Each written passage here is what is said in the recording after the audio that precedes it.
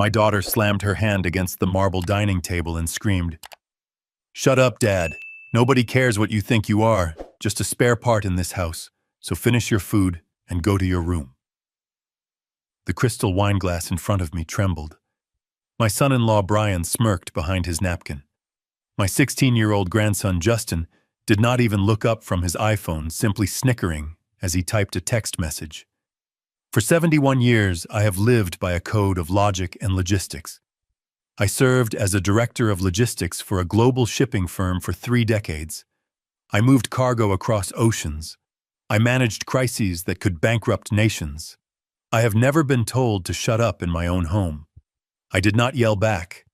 I did not throw my plate. I simply looked at Rachel. I looked at the woman I had raised. The woman whose private school tuition cost more than my first house. The woman who was currently wearing a diamond necklace I bought for her mother. I stood up. The chair legs scraped against the hardwood floor. I walked out of the dining room, and I never went back. Before I continue this story, please let me know where you are watching from in the comments below. Hit like and subscribe if you have ever had to walk away from people who did not know your worth. My name is Harold Anderson, but everyone calls me Hal. I am 71 years old, and for the last 5 years I have been a ghost in my own mansion. I sat in my study earlier that afternoon staring at a piece of paper that made my blood run cold. It was the monthly statement for the American Express Platinum card I authorized for Rachel. $14,500. The itemized list was a testament to her vanity. Pilates private sessions, a weekend spa retreat in Napa, 3 designer handbags. I picked up my pen, a heavy Mont Blanc that my late wife Catherine gave me for our 25th anniversary. I signed a check for $4,000 to a catering company called Elite Bites. This was for tonight's dinner. Rachel wanted to impress her friends from the country club. She told me I was paying for it because it was my contribution to the household expenses. I placed the check in an envelope. I looked around the room. This study was the last sanctuary I had left. This house in Greenwich, Connecticut is worth $2 million. I bought it cash 10 years ago so Catherine and I could retire in comfort. It has 6 bedrooms, a pool, and a 3-car garage. But I do not sleep in the master bedroom anymore. 3 years ago, Rachel told me that she and Brian needed more space. They said my snoring was keeping them awake even though their room was down the hall. They moved my things into the guest room on the first floor next to the kitchen. It is a small room with a single window that looks out at the driveway. They took the master suite with the balcony and the jacuzzi. They took the space where Catherine took her last breath. I allowed it. I told myself it was to keep the peace. I told myself that family helps family. I was a fool. I looked at the calendar on my desk. Today was Friday. The dinner was scheduled for 7. Brian would be there. Brian is 40 years old and calls himself a serial entrepreneur. In the 10 years he has been married to my daughter, he has started 6 companies. None of them have made a single dollar of profit. I have funded every single one. He calls them seed investments. I call them charity. Last month he asked for $50,000 for a cryptocurrency trading bot. I refused. He has not spoken to me since. He walks past me in the hallway as if I am a piece of furniture. I checked the time. It was 6:30. I could hear the caterers setting up in the dining room. I heard Rachel shouting at the staff. She treats service workers like dirt. It makes my stomach turn. I stood up and adjusted my tie. I put on my navy blue blazer. I still dress for dinner. It is a habit I cannot break. Dignity is a discipline. I walked out of my study and into the kitchen. The smell of roasted lamb filled the air. Rachel was there inspecting a tray of appetizers. She wore a silk dress that probably cost $2,000. She looked at me with critical eyes. "Dad, try not to embarrass us tonight," she said. Her voice was sharp. "The neighbors are coming over later for drinks. Just eat your dinner and then go to your room. Don't start telling your boring stories about shipping containers. Nobody finds them interesting." I nodded slowly. I did not trust my voice. I walked into the dining room. The table was set with my grandmother's silverware. Brian was already seated, pouring himself a glass of the Cabernet Sauvignon I had been saving for a special occasion. He did not ask if I wanted any. He filled his glass to the brim. Justin was slumped in his chair, wearing headphones. "Take those off, Justin," Rachel snapped as she sat down. Justin rolled his eyes and pulled the headphones down around his neck. The music was still playing, tinny and irritating. So Brian said, taking a large gulp of wine, "I have a meeting with a venture capitalist on Monday. This tech incubator idea is going to be huge. We are talking unicorn status in 3 years. Hal, you really should reconsider getting in on the ground floor." I cut my lamb. It was overcooked. I paid $4,000 for overcooked lamb. "I think I will keep my money in bonds, Brian," I said calmly. "My risk tolerance is low these days." Brian scoffed. "That is the problem with your generation. No vision. You just want to hoard wealth. You do not understand how the modern economy works." I chewed slowly. "I understand that you cannot spend money you do not have, Brian. I understand that revenue must exceed expenses. That is a timeless principle." Rachel sighed loudly. "Stop it, Dad. Don't start lecturing him. Brian is a visionary. You spent your life moving boxes. It is not the same thing." The disrespect was palpable. It hung in the air like smoke. But I kept eating. I had endured this for years. I told myself it was for Justin. I wanted to be a grandfather. I wanted to be a male role model for the boy. But Justin was becoming a clone of his father. Maria, the housekeeper, came in to refill the water glasses. Maria has worked for me for 15 years. She nursed Catherine when she was sick.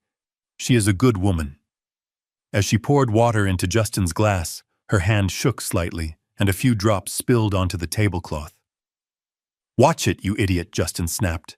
"Are you blind? Look what you did." He shoved his glass away, and water sloshed onto Maria's apron. She flinched and began to apologize profusely. "I'm so sorry, sir. I will clean it up." "Leave it," Justin said. "Just get out of my face. You are incompetent." Something inside me snapped.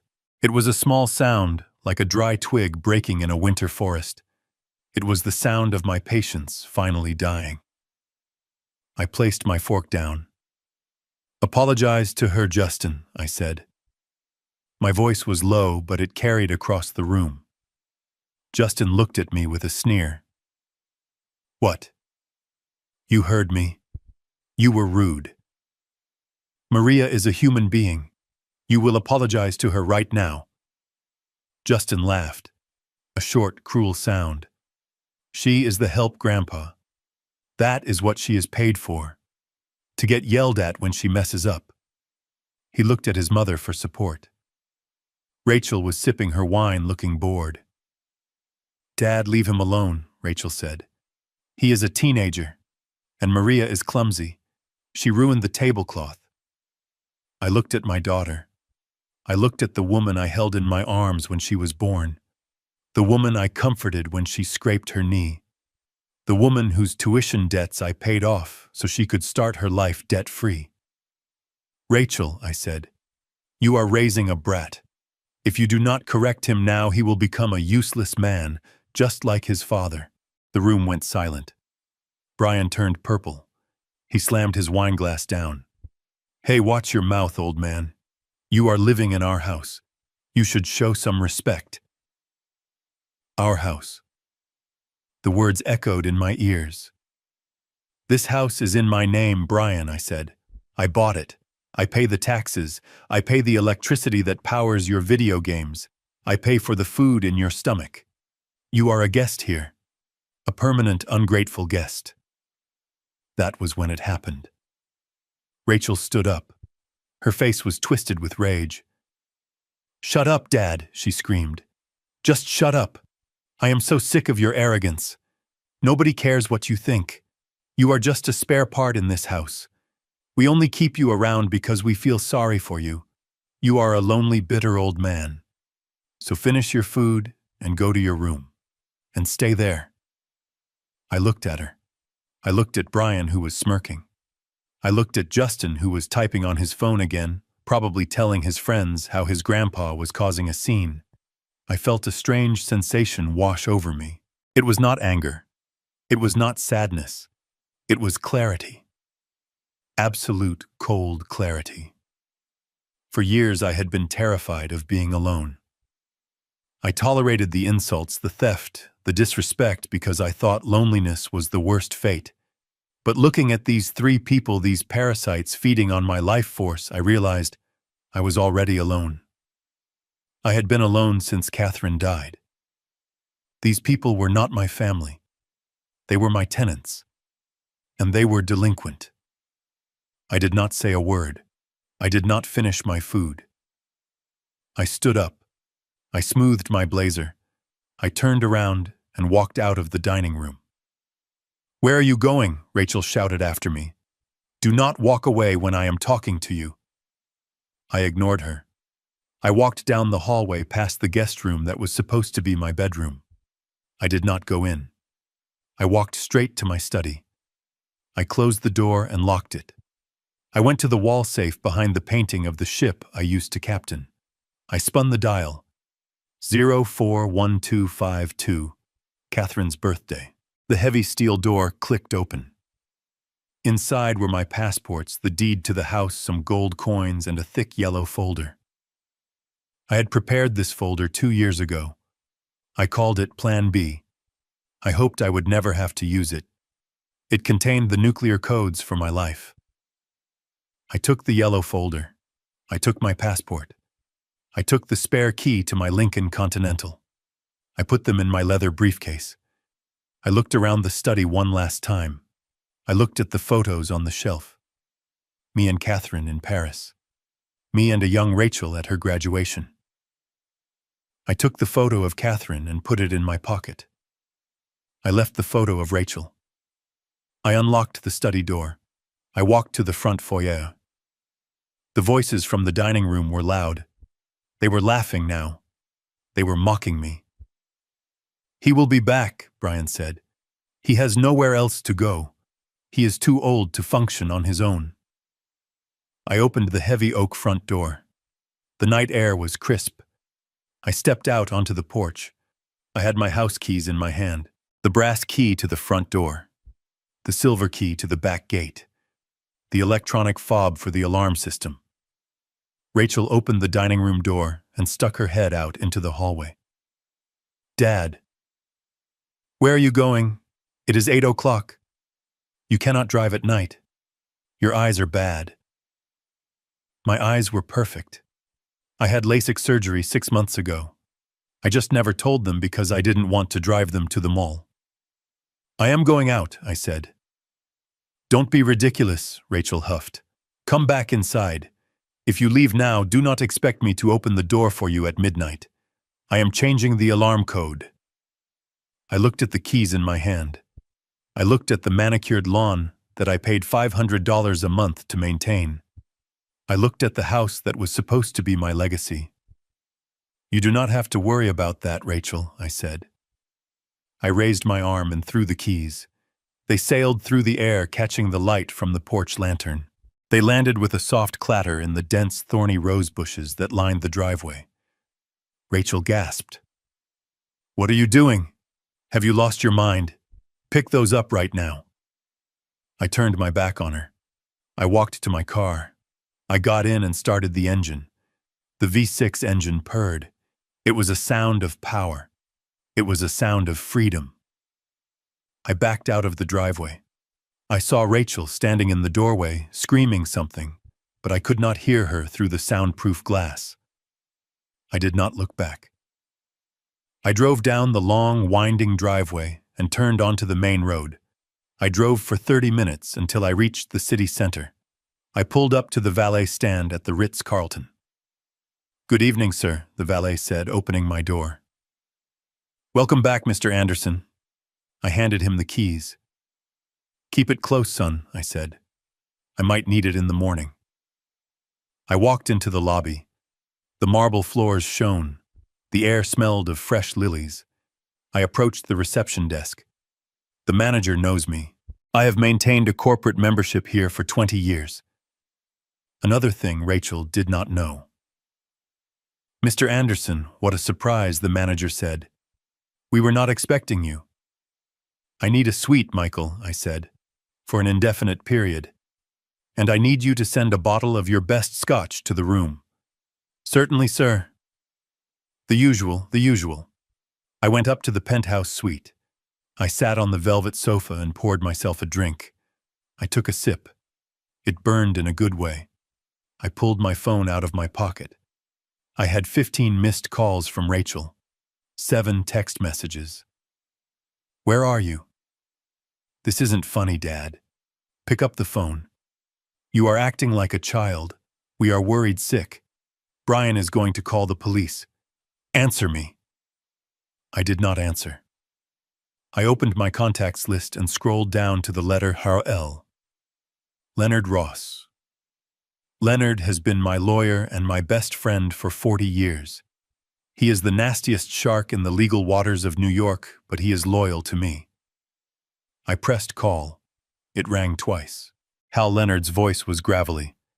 "It is 9 o'clock on a Friday. Did someone die?" "Not yet," I said. "But the old Hal Anderson is dead." "What happened, Hal?" "They crossed the line, Leonard. Rachel told me to shut up.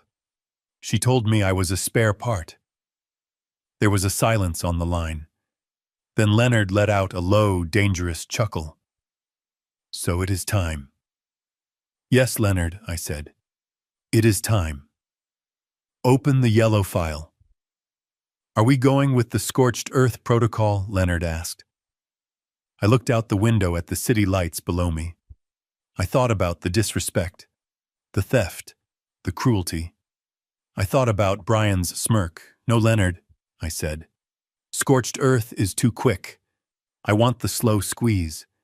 Initiate phase 1. Cut the cards, freeze the accounts, and call the power company." "You want me to turn off the lights?" Leonard asked. "I want you to turn off everything I said. Let them sit in the dark." I hung up the phone. I finished my scotch.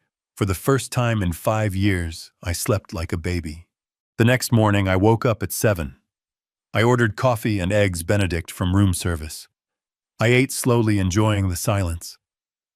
I picked up my iPad and opened the security camera app connected to the house. I had installed cameras everywhere 2 years ago after I noticed cash missing from my wallet. Rachel and Brian thought they were just outdoor security cameras, but I had internal feeds in the kitchen and the living room. They had no idea. I watched the feed. It was 10 in the morning. Rachel walked into the kitchen wearing her silk robe. She looked hungover. She opened the cupboard where the expensive Colombian coffee was kept. It was empty. I had taken the last bag with me in my briefcase. She slammed the cupboard shut. She went to the fancy espresso machine Brian insisted we buy for $3,000. She pressed the button. Nothing happened. She pressed it again. The machine was working fine, but there were no beans. She screamed a curse word that would make a sailor blush. She pulled out her phone and dialed my number. On my iPad screen, I saw my phone light up. I declined the call. She threw her phone on the counter. She stormed to the fridge. She opened it. It was fully stocked with organic food I had paid for. She took out a carton of orange juice and drank directly from the carton. Then the doorbell rang. I switched the camera view to the front porch.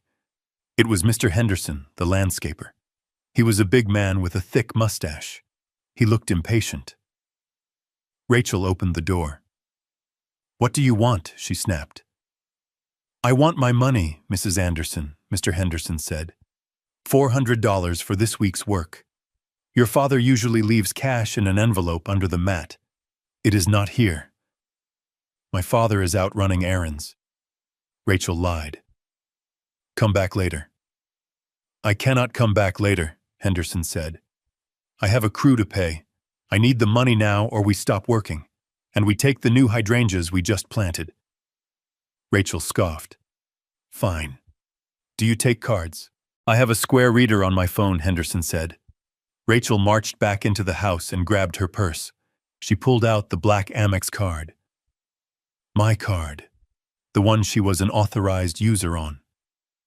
She marched back to the porch and handed it to Henderson. He swiped it. He frowned. He swiped it again. It is declined, ma'am. That is impossible, Rachel said. That card has no limit. Try it again. He tried it again. Declined. Do you have another card? Henderson asked. Rachel pulled out a Visa. Declined. She pulled out a MasterCard. Declined. I sat in my hotel suite sipping my coffee. Leonard works fast. He had canceled every supplementary card at 9 a.m. sharp. This machine must be broken, Rachel yelled. The machine is fine, Lady Henderson said. Look, I am taking the hydrangeas, and do not call us again until you have cash.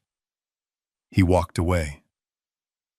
Rachel stood on the porch in her robe, watching him dig up the expensive flowers she had demanded I buy last week. She looked furious. She looked scared. I zoomed in on her face. This was just the beginning. The gardening bill was $400. The mortgage payment was due on Monday. The electricity bill was due on Tuesday. And Brian's car lease payment was due on Wednesday. I watched as Brian walked out onto the porch, rubbing his eyes. What is going on, babe? He asked. The cards are not working, Rachel screamed, and Dad is not answering. Brian laughed. He probably forgot to pay the bill. The old man is losing it. Do not worry, I will go to the bank and sort it out. I need to transfer some funds anyway for my meeting. I watched Brian walk to the driveway. He approached his Mercedes S-Class, a car I leased in my name because his credit score is lower than the temperature in Antarctica. He pressed the unlock button on his key fob. Nothing happened. He pressed it again. Nothing. He pulled on the handle. Locked. I smiled. The leasing company has a wonderful feature called remote immobilization. If the owner reports the vehicle as possibly compromised, they lock the engine and the doors remotely. I had reported it compromised at 8 a.m. Brian kicked the tire. He looked like a child who had dropped his ice cream. This was going to be a very interesting weekend. I poured myself another cup of coffee and settled in to watch the show. But I knew this was just the soft opening. The real main event was coming. I had a meeting with a real estate investor named Mr. Henderson on Monday. Not the gardener. A different Mr. Henderson. A man who specializes in a very specific type of property transaction called a life estate deed. Rachel thought she was inheriting a mansion. She was about to find out she was inheriting a nightmare. The phone rang. It was Leonard. Phase 1 is complete, Hal, Leonard said. The banks are locked, the credit lines are frozen, and I just sent a courier to the house with a notice. What notice? I asked. A notice of breach of contract, Leonard said, regarding the authorized user agreement. It states that any attempt to access the accounts is now considered fraud. Perfect, I said. Hal Leonard paused. Are you sure you want to go through with the power cut? It is going to be 90 degrees this weekend. I looked at the screen. I saw Justin walking out of his room screaming that the Wi-Fi was down. I am sure, Leonard, I said. They like the heat. Let them sweat. I hung up. I watched my family implode in high definition. I felt no guilt. I felt no remorse. I felt only the cold, hard satisfaction of a balance sheet finally being corrected. They wanted me to be silent. They wanted me to be invisible. Well, now I was invisible, and my silence was about to become the loudest thing they had ever heard. The heavy door of the presidential suite clicked shut behind me, sealing out the world with a reassuring, expensive thud. I stood in the foyer for a moment, just breathing. The air here did not smell of stale vape smoke or my son-in-law's cheap body spray. It smelled of fresh orchids and lemon polish. It smelled of silence. For the first time in 10 years, I did not have to worry about walking too loudly or turning the television volume up too high. I was 71 years old, and I had just run away from home like a teenager, but instead of a backpack, I had a platinum credit card and a plan that would bring my ungrateful family to their knees. I walked into the bedroom. The sheets were Egyptian cotton, with a thread count higher than Brian's IQ. I sat on the edge of the bed and looked at the digital clock. It was 2:14 in the morning. At home, if I went to the kitchen at this hour, Rachel would storm out of her room screaming about how I was disrupting her sleep cycle. She would lecture me about the electricity cost of opening the refrigerator door. She would treat me like a senile old man wandering the halls. I picked up the bedside telephone. I pressed the button for in-room dining. A pleasant voice answered immediately. "Good morning, Mr. Anderson. How may we serve you?" "I want a Wagyu beef burger," I said. "Medium rare, with truffle fries. And send up a bottle of the 1995 vintage Cabernet, and a slice of cheesecake." "Certainly, sir. Will there be anything else?" "No, that is all." I hung up. The bill would be over $300 for a midnight snack. Rachel would have an aneurysm if she knew. The thought made me smile. For a decade, I had scrutinized every penny I spent on myself wearing shirts, until the collars frayed, and driving my car until the engine rattled all, to save money for my grandson's college fund and my daughter's lifestyle. I had denied myself everything so they could have everything, and they told me to shut up. They told me I was a spare part. Half an hour later, I sat by the floor-to-ceiling window eating the best burger I had ever tasted. I washed it down with wine that cost more than Brian's weekly contribution to society. I looked at the lights of the city below. Somewhere out there in the dark, my daughter was sleeping in a master bedroom she did not pay for, dreaming of a gala she could not afford. She thought she was the queen of the manor. She did not know the castle was built on sand, and I had just kicked away the foundation. I wiped my mouth with a linen napkin and picked up my cell phone. I dialed Leonard. I knew he would be awake. Leonard Ross sleeps 3 hours a night and spends the rest of the time figuring out how to legally destroy people who annoy him. He answered on the first ring. "Status report, Hal." "I am at the Ritz," I said.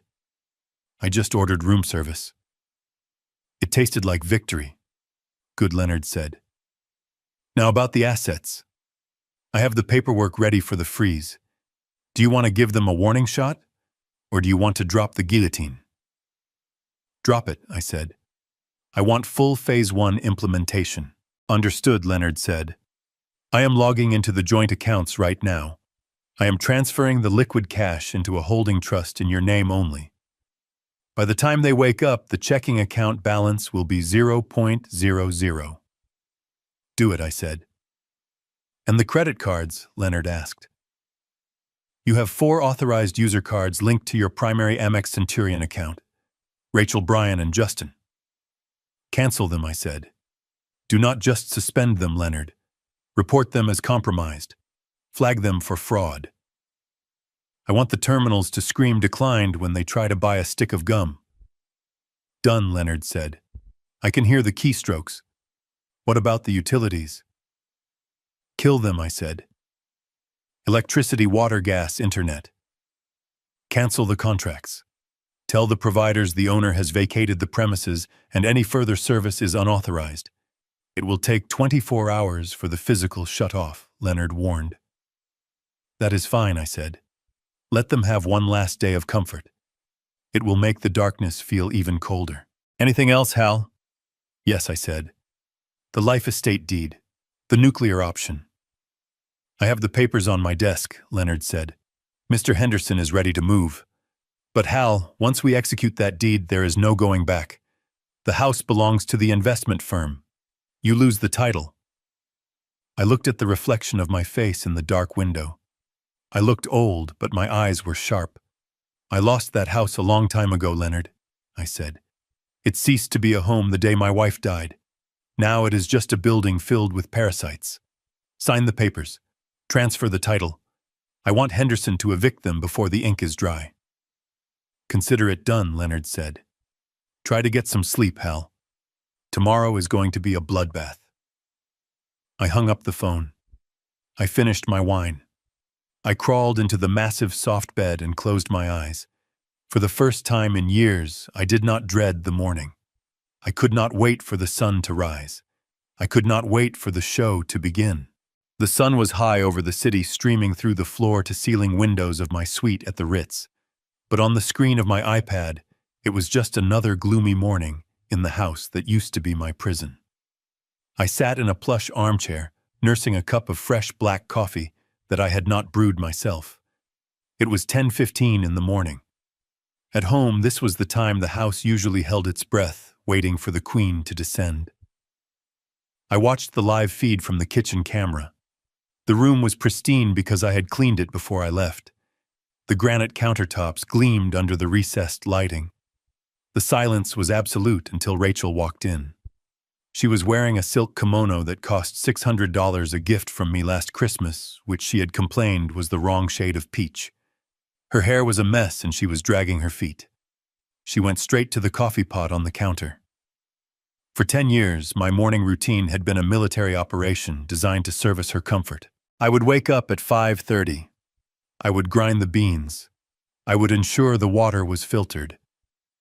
By the time Rachel woke up at 10, there would be a fresh pot of artisanal roast waiting for her, alongside sliced fruit and toast. Today, the pot was cold and empty. The fruit bowl was bare. I saw her stop. She stared at the empty machine. She blinked slowly as if she were witnessing a violation of the laws of physics. She turned around and looked at the door to the guest room. "Dad," she yelled. Her voice was raspy with sleep. "Dad, where's the coffee?" There was no answer. I took a sip of my own coffee in the hotel room. It was delicious. She groaned and marched over to the machine. She opened the lid. Empty. She opened the canister where I kept the beans. Empty. I had poured them into the trash before I left. Petty perhaps, but effective. She slammed the canister down. "Useless old man," she muttered. She tried to operate the digital interface of the machine. She pressed buttons randomly. Rachel is a woman who claims to be a marketing genius, yet she cannot operate a coffee maker because she has never had to. She grew up with a father who fixed everything before it could break. She poked the screen harder. The machine beeped an error code. She kicked the cabinet. I felt a cold satisfaction. This was the first crack in the facade. She was not angry because she was thirsty. She was angry because the service had stopped. The invisible servant was gone. The doorbell rang. It was a sharp, intrusive sound. Rachel jumped. She looked at the digital clock on the oven. 10:20. She tightened her robe and walked to the front door. I switched the camera feed to the porch camera. Standing there was Mr. Kowalski. He has been taking care of the grounds for 5 years. He is a hard-working man who runs a cash-only business. Every Saturday morning at 10:30 sharp, I would hand him an envelope with $400. Rachel knew this. Or rather, she knew the lawn magically stayed manicured, but she never concerned herself with the mechanics of the transaction. She opened the door. She did not smile. "What is it?" she asked. Mr. Kowalski took off his cap. He looked uncomfortable. "Good morning, Mrs. Anderson. I am just waiting for your father. He usually has the envelope ready." "My father is not here right now," Rachel said dismissively. "You can come back next week." Kowalski shifted his weight. "With all due respect, ma'am, I cannot do that. We just finished the aeration and overseeding. That is a big job. Materials cost money. I need to pay my crew today." Rachel rolled her eyes. "Fine. How much is it?" $400. Rachel huffed and turned back into the house. She walked to the kitchen island where her purse was sitting. I watched her rummage through it. She pulled out her wallet. She opened it. It was empty of cash. Rachel never carries cash. Why would she when she has a father who acts as a walking ATM? She pulled out the black card, the heavy titanium American Express Centurion card. It shines under the kitchen lights. It is a symbol of ultimate buying power. It is the card she uses to buy her shoes, her spa days, and her validation. It is the card linked directly to my primary account. The card I had Leonard report as stolen at 9 o'clock this morning. She walked back to the front door. "I do not have cash," she said, handing the card to Kowalski. "Do you have a reader?" Kowalski nodded. He pulled a small white square reader from his pocket and plugged it into his phone. He swiped the black metal card. I leaned forward in my hotel chair. This was the moment where the rubber meets the road. Kowalski looked at his phone. He frowned. He swiped the card again. "It is not going through, ma'am," he said. Rachel laughed a short, incredulous sound. "Do not be ridiculous. That card has no limit. It is an Amex Centurion. Try it again. Your internet is probably bad." He tried it again. He showed her the screen. "Declined code 05. Pickup card." Rachel snatched the card back. She looked at it as if it had betrayed her. "There must be a mistake," she said. Her voice was rising an octave. "My father probably forgot to pay the bill. He is getting senile. Here, try this one." She handed him a Visa. This was a supplementary card on my Chase Sapphire account. Kowalski swiped it. Declined. Rachel's face began to flush, a deep red stain creeping up her neck. This was not just inconvenience. This was humiliation. This was a wealthy woman in her silk robe being told she was broke by the gardener in front of her neighbors. "I cannot believe this," she shrieked. "Just wait here." She ran back into the kitchen. She grabbed her phone. She dialed my number. On my iPad screen, I saw the incoming call notification. I let it ring. I watched her on the camera pacing the kitchen floor, biting her thumbnail. She looked small. For the first time in years, she looked small. She hung up and ran back to the door. "Look, he is not answering. You will just have to bill us later." Kowalski put his cap back on. His face was hard. "I do not do billing, Mrs. Anderson. I work for cash. If you cannot pay, I cannot come back, and I will be taking the fertilizer bags we left in the shed." He turned and walked away. "Fine," Rachel screamed after him. "Go. We will find someone better." She slammed the heavy oak door. She leaned against it, breathing hard. She looked at the credit card in her hand. She looked at the empty house. For 38 years, she has walked through life with a safety net woven from my bank accounts. She has never known the terror of a declined transaction. She has never known the shame of not being able to pay a man for his honest work. She walked back to the kitchen. She opened the fridge and stared blankly at the shelves. She was looking for comfort, but there was none. She was looking for answers, but the house was silent. She slammed the fridge door. "Dad," she screamed into the empty room. "Dad, pick up the damn phone." I took another sip of my coffee. It was getting cold, but it still tasted sweet. I did not pick up the phone. I simply watched. This was the first lesson. The world does not care who your father is if the card does not swipe. She was about to learn that her status, her pride, and her lifestyle were all leased. And the lease had just expired. My iPhone sat on the polished mahogany desk of the hotel suite, vibrating with the relentless persistence of a trapped insect. I did not turn it off.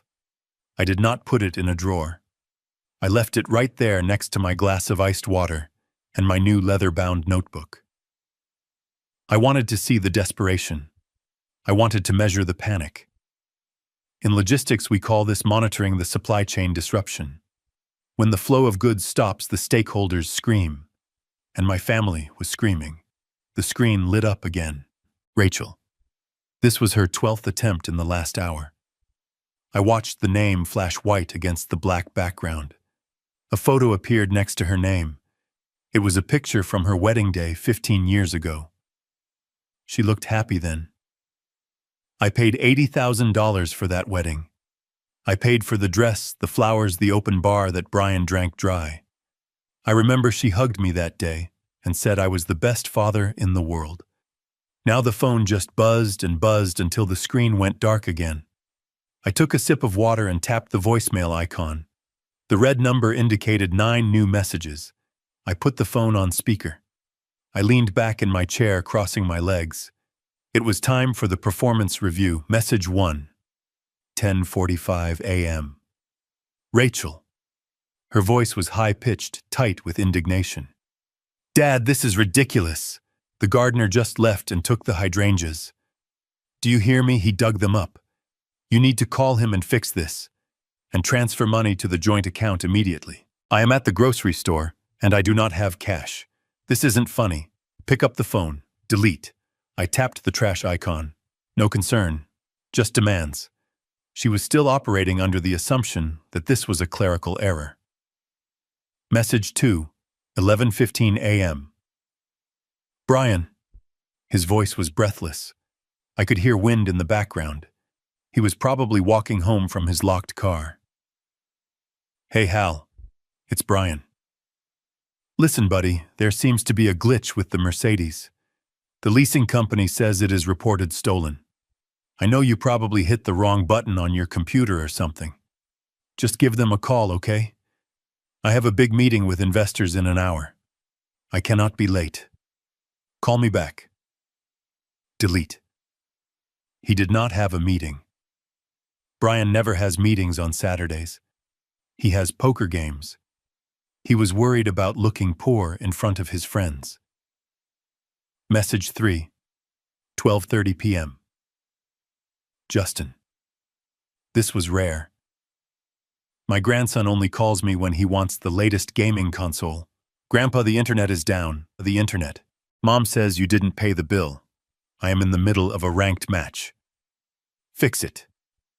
It sucks here. Delete. Not a hello, not a how are you. Just a demand for bandwidth. I looked at the ceiling. I wondered if I had failed them or if they were just broken people. I decided it did not matter anymore. The result was the same. Message 4, 1:45 p.m. Rachel again. The tone had shifted. The anger was being replaced by a strategic layer of fake concern. This was the dangerous phase. Dad, we are getting worried. You never disappear like this. Brian thinks you might be having an episode. You know, like confusion. We just want to make sure you are safe. Please call us. If you don't, we might have to call the hospitals or the police. We just love you, Dad. Please. I let that one linger for a moment, before hitting delete. Love. She used the word like a currency she had counterfeited. She was building a narrative. She was laying the groundwork for the senility argument. If I was missing, I was confused. If I was confused, I needed a guardian. If I had a guardian, she got control of the accounts. It was a transparent, clumsy gambit. Message 5, 2:10 p.m. Brian again. He sounded sweaty. Hal, pick up. Rachel is crying. She is really scared. Look, if this is about the $50,000 I asked for, we can forget it. Okay. Just come home. We can talk about the rent or whatever. Just stop this. I laughed. A dry sound in the empty room. He thought this was a negotiation. He thought he could barter with me. He did not understand that the store was closed. The inventory was gone. I watched the screen light up again. Rachel. I let it ring. I imagined her in that big kitchen, the one with the granite island. I paid for holding her phone with a white-knuckled grip. She was realizing that the silence on my end was not an error. It was a wall. For years I had answered every call. I had rushed to every emergency. A flat tire at midnight, a bounced check, a leaky roof. I was their fixer. I was their safety net. Now I was just a vibration on a table in a hotel room they could not afford. I opened my notebook. I wrote down the time and a brief summary of each call. Documentation is key. If they tried to claim I abandoned them or that I was mentally unfit, I would have a record of their harassment. I would have a timeline of their greed. The phone buzzed again. A text message from Rachel popped up on the lock screen. "Dad, please. I am sorry if I said something wrong. Just come back." If. That two-letter word told me everything. She was not sorry she had told me to shut up. She was not sorry she had treated me like a servant. She was sorry that the consequences had arrived. She was sorry the wallet had walked out the door. I turned the phone over face down. I did not want to see their names anymore. The silence in the room was heavy, but it was mine. I had spent a lifetime responding to their noise. Now they would have to learn to live with my quiet, and the quiet was going to get much, much louder. I shifted my attention from the phone to the live feed on my iPad. It was 2:30 in the afternoon. The sun was blazing down on the driveway, turning the asphalt into a skillet. The black Mercedes S-Class sat there gleaming like a dark jewel. It was a beautiful machine, a V8 bi-turbo engine, massage seats, and a sound system that cost more than my first car. I leased it 3 years ago because Brian said he needed a vehicle that projected success to potential investors.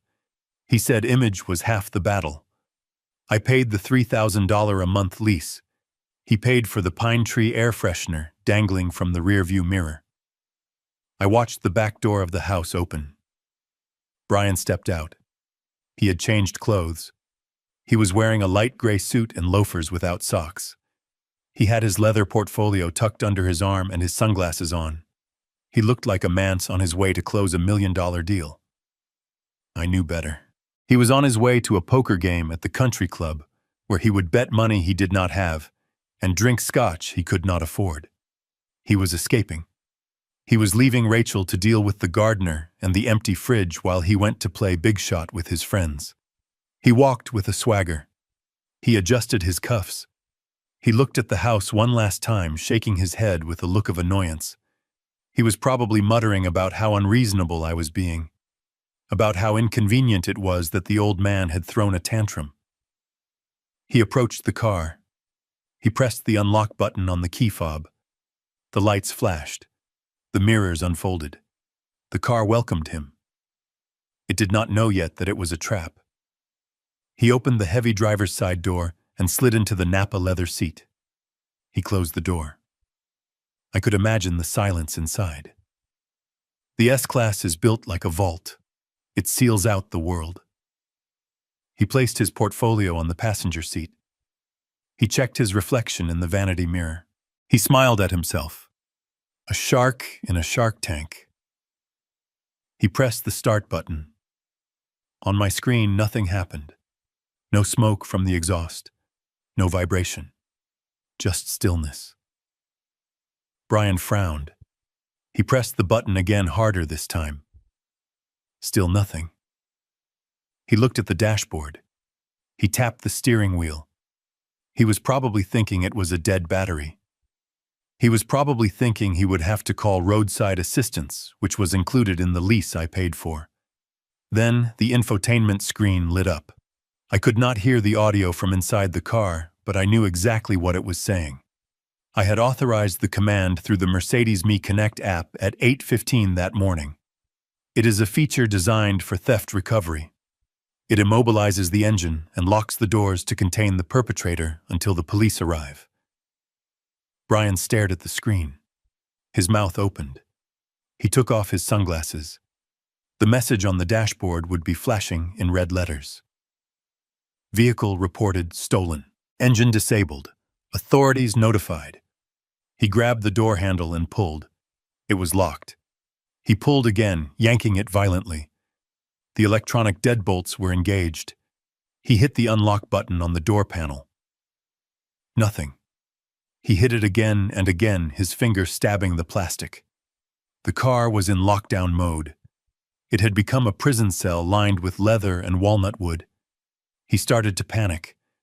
I could see it in his body language.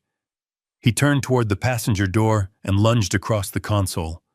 He pulled that handle. Locked. He tried the back doors. Locked.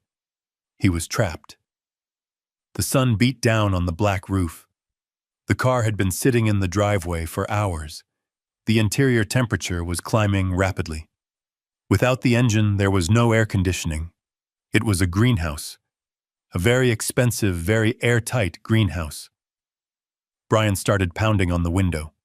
The glass in an S-Class is double-paned acoustic laminate. It is designed to keep out road noise and paparazzi. It is very hard to break with a human fist. He pounded and screamed. I could see his face contorting. He was yelling for help.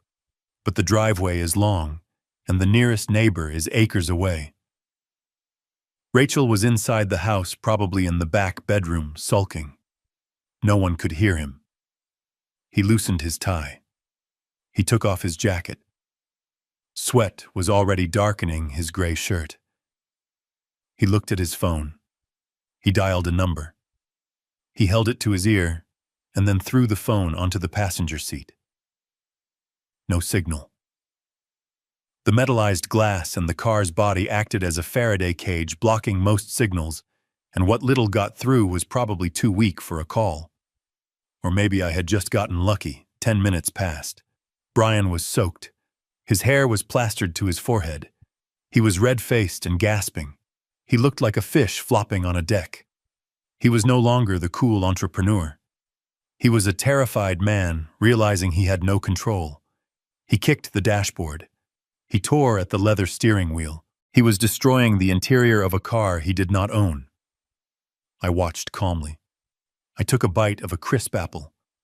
This was the man who called me a spare part. This was the man who spent my retirement savings on vanity projects.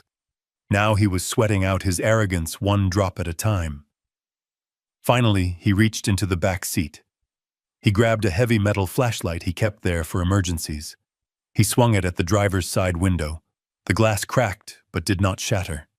He swung again with all his might. A spiderweb of fractures appeared.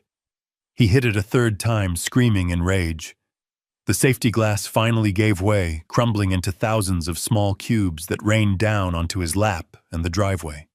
He cleared the jagged edges with his briefcase, ruining the leather. He scrambled out of the window head first. He fell onto the hot asphalt, scraping his hands and knees. He lay there for a moment, panting, heaving, trying to catch his breath. His suit was ruined. His dignity was gone. He looked like a criminal who had just botched a getaway. He stood up shakily. He looked at the broken window.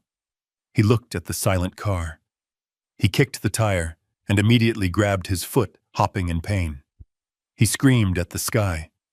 He looked at the security camera mounted on the garage. He knew. In that moment, he knew I was watching. He raised his middle finger at the lens. I smiled. It was an impotent gesture. A last gasp of defiance from a defeated man. He limped toward the house, leaving the car open and broken in the driveway. The alarm finally started to blare, a rhythmic honking that echoed through the quiet neighborhood. I closed the app. The car was totaled effectively. The interior damaged, the broken glass, the electronics. The lease terms were clear. Any damage caused by negligence or misuse was the responsibility of the lessee. That was me. But I had insurance. And Brian. Brian had nothing. He had no car. He had no meeting. He had no poker game. He was trapped in a house with no money, no internet, and a wife who was rapidly realizing her husband was as useless as a screen door on a submarine. I picked up my notebook. I wrote down. 2:45 p.m. Brian attempts unauthorized use of vehicle. Damages property. Escapes. I closed the book. The heat was rising in Greenwich, and I was just turning up the thermostat. The next phase was going to be even hotter. The utilities were scheduled to cut off at midnight. They would wake up tomorrow in a house that was not just broke but broken, and I would be here eating room service and planning the grand finale. It was Sunday morning, the day the lights went out in Greenwich. I sat on the balcony of my hotel suite, watching the city wake up below me. The sky was a brilliant cloudless blue, promising a temperature in the mid-90s. It was a perfect day for a barbecue or a swim in the pool. But at my house there would be no swimming, because the pool pump was about to die, and there would be no barbecue, because the electric starter on the grill was about to become a useless button. I looked at my watch. It was 11:59. I had scheduled the utility disconnects for noon sharp. I wanted them to be awake. I wanted them to be comfortable. I wanted them to be in the middle of their digital addictions when the plug was pulled. In logistics, timing is everything. You do not cut the supply line when the enemy is sleeping. You cut it when they are hungry. I opened the security app on my iPad. I had upgraded the system 6 months ago with battery-powered cellular backup cameras. I told Rachel it was for storm safety. In reality, it was for this exact moment. I needed eyes on the ground even when the grid went down. I switched the view to the living room. Justin was sprawled on the leather sofa. He was wearing a headset, screaming at the television. He was playing some online shooter game. His thumbs were moving at light speed. He was in his element. A digital warrior living in a house he did not pay for, using bandwidth he did not earn. Brian was in the kitchen, staring at the microwave. He was trying to reheat a slice of pizza. He looked disheveled. His gray suit from yesterday was crumpled on a chair. He was wearing gym shorts and a stained t-shirt. Rachel was sitting at the island, scrolling through her phone, probably looking for a lawyer who worked on Sundays, or a landscaper who accepted IOUs. The digital clock on the microwave turned to 12:00. Then it happened. The microwave display went black. The hum of the refrigerator compressor cut out. The ceiling fans spun slower and slower until they stopped. The ambient noise of a modern home, the buzz of electricity, the whir of the air conditioning simply vanished. Silence. For 3 seconds, there was absolute silence. Then a scream tore through the house. It came from the living room. It was a primal sound, like an animal caught in a trap. "No," Justin shrieked. "No, no, no, lag, lag, lag." He threw his controller at the TV. It bounced off the dark screen. "What happened?" he yelled. "Mom, the Wi-Fi. I lost connection. I was on a kill streak. Fix it. Fix it now." Rachel looked up from her phone. The Wi-Fi symbol on her screen had probably disappeared. "The power is out," she said. Her voice was calm at first. "Just a nuisance." Brian tapped the microwave. "Great," he muttered. "Now my pizza is cold." "Check the breaker box," Rachel said. "Dad probably tripped a fuse with his old equipment." I watched Brian walk to the utility closet. He opened the panel. He flipped the master switch off and on. Nothing. He flipped the individual breakers. Click, click, click. The sound echoed in the dead air. Nothing happened. "It is not the breakers," Brian called out. "The meter is dead." Rachel stood up. She walked to the window. She looked at the neighbor's house across the lawn. Their porch lights were on. Their fountain was running. "The neighbors have power," she said. A note of panic crept into her voice. "Why don't we?" Justin ran into the kitchen. He was red-faced. He was shaking. "I cannot connect to the hotspot either," he screamed. "There is no service." I smiled. I had canceled the family data plan 10 minutes ago. They were now relying on the mercy of public towers, which were notoriously weak in our valley. "It is getting hot in here," Brian said, wiping his forehead. Without the central air conditioning, the house was basically a glass oven. The sun beat down on the large windows. The insulation that kept the heat in during winter was now trapping the solar radiation. The temperature inside would climb to 90 degrees within hours. Rachel went to the sink to get a glass of water. She turned the handle. A thin trickle came out, then a sputter, then nothing. The house is on a well system. The well pump runs on electricity. No power means no water. No water means no ice, no showers, and most importantly, flushing toilets. Rachel turned the handle back and forth frantically. The water, she whispered. The water is gone too. This is impossible, Brian said. This is a utility failure. I am calling the power company. He pulled out his phone. I watched him dial.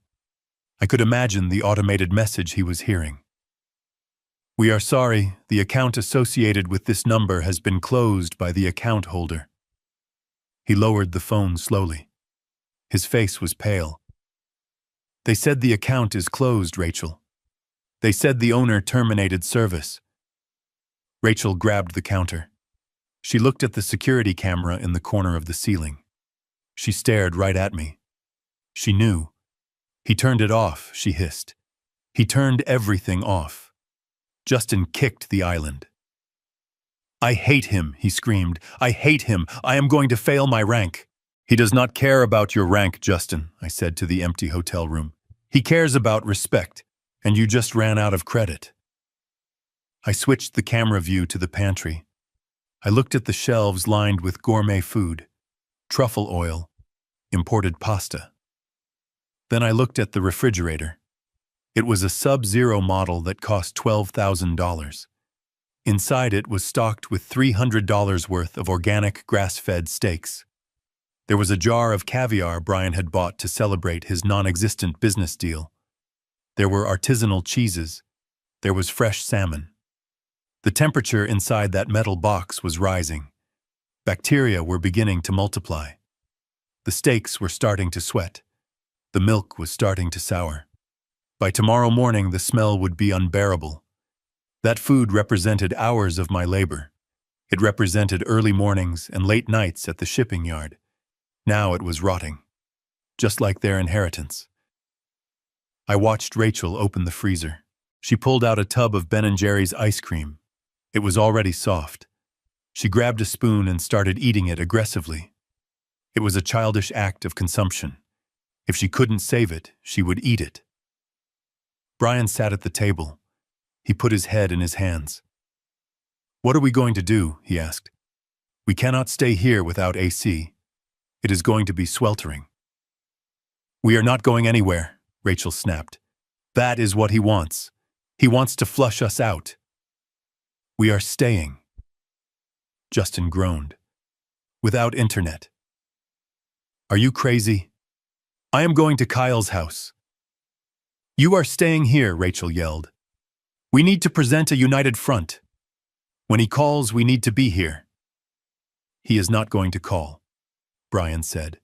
His voice was hollow. He blocked us, Rachel. The car is bricked. The cards are dead. The lights are out. He is not playing games. This is war. I closed the iPad cover. Brian was smarter than he looked. It was indeed war. And I had just cut off their supply lines. Siege warfare is a slow, ugly business. It breaks the spirit before it breaks the body. They were trapped in a mansion that was rapidly becoming a tomb. A dark, hot, silent tomb filled with the stench of spoiling luxury. I stood up and walked to the thermostat on the wall of my suite. I turned it down to 68 degrees. A cool breeze drifted from the vents. I ordered a glass of iced tea. I had all the time in the world. They had until the ice cream melted, and it was melting fast. It was 4:00 in the afternoon when the inevitable knock came at the door of my suite. It was not the soft, rhythmic tap of the housekeeping staff coming to turn down the bed, nor was it the brisk, professional knock of the room service waiter delivering my afternoon tea. This was a heavy, authoritative pounding. It was the sound of the state demanding entry. I did not jump. I did not panic.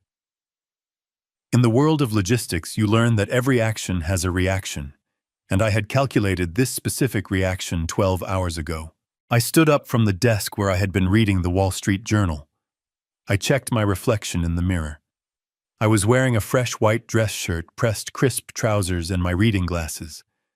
I looked like a retired executive enjoying a vacation, not a confused geriatric wandering in a fog. I walked to the door and looked through the peephole. 2 uniformed officers from the Greenwich Police Department stood in the hallway. One was a young man looking tense and ready for a struggle. The other was a veteran sergeant looking tired. They expected to find a senile old man, perhaps in his pajamas, perhaps shouting at the television. I opened the door. "Good afternoon, officers," I said. My voice was calm, level, and welcoming.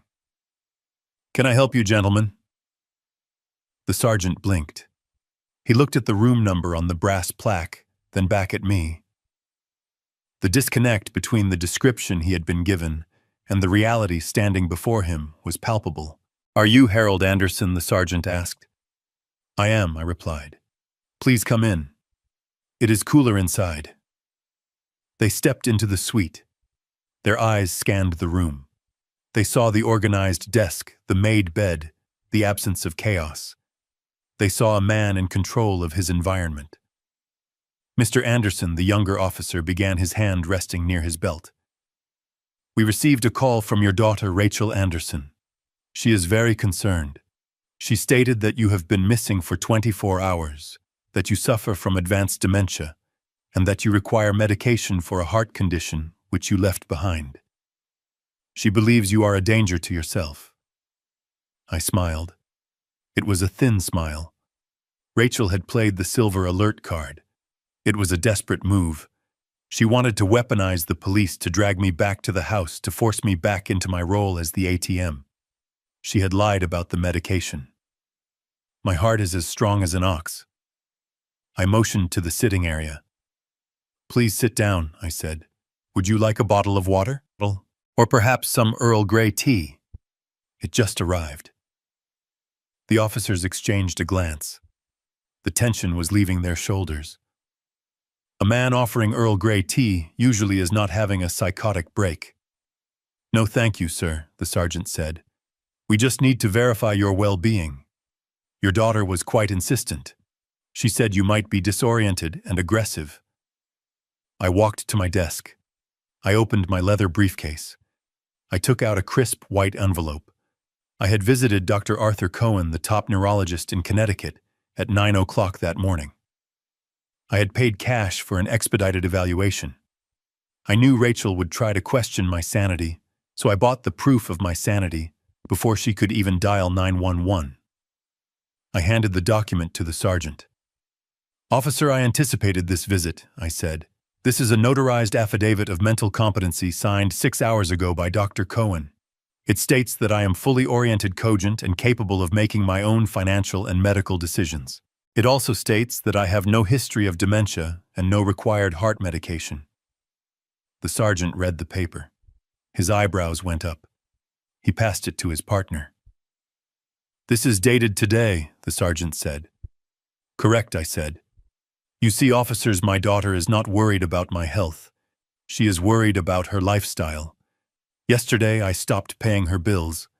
I cut off her credit cards, and I left her house, which I own. She is trying to use you to intimidate me into returning so I can resume paying for her mistakes." The sergeant let out a long breath. He looked at the luxury suite. He looked at me. He realized he had been used as a pawn in a domestic financial dispute. Police officers hate domestic disputes, but they hate being lied to even more. "So you are here of your own free will?" the sergeant asked. "I am," I said. "I am enjoying a vacation from my ungrateful family. And you are safe." "I am safer here than I was in that house," I said. The sergeant nodded. He took out his notepad. "Anderson, I apologize for the intrusion. We have to follow up on these reports, especially involving seniors. But it is clear that the report was inaccurate." "It was a lie, Sergeant," I said. It was a false police report filed to harass a citizen. I believe that is a crime. It is a misdemeanor, the sergeant said, his voice hardening. He pulled out his radio. Dispatch, this is Unit 4. Subject located. Code 4. Subject is safe, competent, and here voluntarily. No medical assistance required. Cancel the alert. Then he pulled out his cell phone. I need to call the reporting party to close the file, the sergeant said. Please put it on speaker, I requested. I think it is important that there is no ambiguity. The sergeant hesitated, then tapped the speaker button. The phone rang once. Officer, did you find him? Rachel's voice screamed through the speaker. She sounded hysterical, breathless. Is he okay? Is he confused? Do not listen to him if he talks about money. He is having delusions. You need to bring him home immediately. I have his room ready. The sergeant held the phone steady. His face was stone. Mrs. Anderson, this is Sergeant Miller. We are with your father now. Oh, thank God, Rachel sobbed. Is he hurt? Did he know who you were? Just put him in the car, please. We are so worried. Ma'am, stop talking, the sergeant barked. His voice was sharp enough to cut glass. We have assessed your father. He is perfectly healthy. He is lucid. He has provided medical documentation proving his competency. He is not missing. He has simply chosen not to speak to you. There was a silence on the line. A long, heavy silence. What Rachel whispered. That is impossible. He is sick. He doesn't know what he is doing. He needs me. Mrs. Anderson, the sergeant, continued ignoring her protest. Filing a false missing persons report and making false claims about a medical condition to law enforcement is a violation of the law. You wasted police resources today. We have officers searching the parks when they could have been responding to real emergencies. But he is my father, Rachel shrieked. He walked out. He turned off the power. He is trying to hurt us. It sounds like a civil matter, ma'am, the sergeant said. Do not call 911 again unless there is a life-threatening emergency. If you continue to use the police to harass Mr. Anderson, we will issue a citation for misuse of emergency services. Do you understand? He is lying to you, Rachel yelled. He is manipulating you. Goodbye, Mrs. Anderson. The sergeant hung up. He looked at me. There was a flicker of respect in his eyes. Maybe even solidarity. He probably had kids of his own. He probably knew what it felt like to be taken for granted. Mr. Anderson, if she shows up here, you can call us for trespassing, he said. The hotel security is good, but we can issue a restraining order if necessary. Thank you, Sergeant, I said. I hope it does not come to that, but my daughter does not handle the word no very well. The officers stood up. They declined the water again, but this time with a smile. Enjoy your vacation, Mr. Anderson, the young officer said. I walked them to the door. I locked it behind them. I leaned against the heavy wood. I felt a weight lift off my chest. Rachel had fired her biggest gun. She had tried to strip me of my agency. She had tried to label me as an invalid, and the bullet had ricocheted right back into her face. I walked back to the desk and picked up my phone. I did not call her. I did not text her. I simply opened my email and forwarded the audio file of the police interaction which I had recorded on my iPad to Leonard. Add this to the file, Leonard, I typed. Exhibit C, malicious prosecution and defamation. I sat down and poured myself a cup of tea. It was still warm. I imagined the scene at the house. Rachel staring at her phone in the sweltering heat, realizing that the police were not coming to rescue her lifestyle. Realizing that she could not force me back. Realizing that the narrative of the senile old father had just collapsed. She was trapped. The house was getting hotter. The food was rotting. And now she knew that I was not just away. I was watching. And I was winning. The sun began to set, painting the sky in shades of purple and gold. It was a beautiful evening. I decided to go down to the hotel bar for a jazz concert. I put on my jacket. I checked my wallet. I had freedom in my pocket, and it felt lighter than air. The game of cat and mouse was over. Now we were entering the end game, and Rachel was running out of moves. I returned to my suite at 8 in the evening. The jazz concert downstairs had been excellent, a soothing balm of saxophone and piano that washed away the residual tension of the police visit. I felt lighter than I had in years. I felt unbreakable. The hotel staff had turned down the bed and placed a small chocolate on the pillow. It was a detail of care that my own daughter had never managed in a decade of living under my roof. I walked to the window. The city was a grid of amber light. Somewhere in the dark distance, 20 miles away, my house was sitting in blackness. I checked the weather app on my phone. The temperature in Greenwich was still 82 degrees with high humidity. Inside a sealed house without ventilation, it would be closer to 95. The air would be thick and stagnant. The darkness would be absolute. I poured myself a glass of sparkling water and sat in the leather armchair facing the view. I picked up my phone. It had been silent for 2 hours. Rachel was regrouping. She was realizing that the silver alert had failed. She was realizing that the police were not her private security force. She was realizing that she was losing. Then the phone buzzed. It was a single text message, a long block of gray text against the black screen. It was from Rachel. I put on my reading glasses. I expected an apology. I expected begging. I expected a sob story about how scared she was in the dark. I did not expect what I saw. Dad, you think you are so smart. You think you won because you tricked those cops with some fake doctor's note. You didn't win anything. You just made me angry. And you do not want to see me angry. This is your last chance. Come home tonight. Turn the power back on. Restore the credit cards. Apologize to Brian. If you do not walk through that door by midnight, I am done playing the dutiful daughter. I just got off the phone with Dr. Peterson. You remember him, right? The one who helped the Millers with their difficult aunt. He owes me a favor. He is willing to sign an affidavit stating you have aggressive early-onset dementia and paranoid delusions. He will testify that you are a danger to yourself and others. We will have you involuntarily committed to Shady Pines. Yes, that Shady Pines. The state facility. The one with the lawsuits and the smell of urine. I will get emergency guardianship. I will take power of attorney. And I will stick you in a room where you will never see the sun again. You will die in a cage wearing a diaper while we live in your house.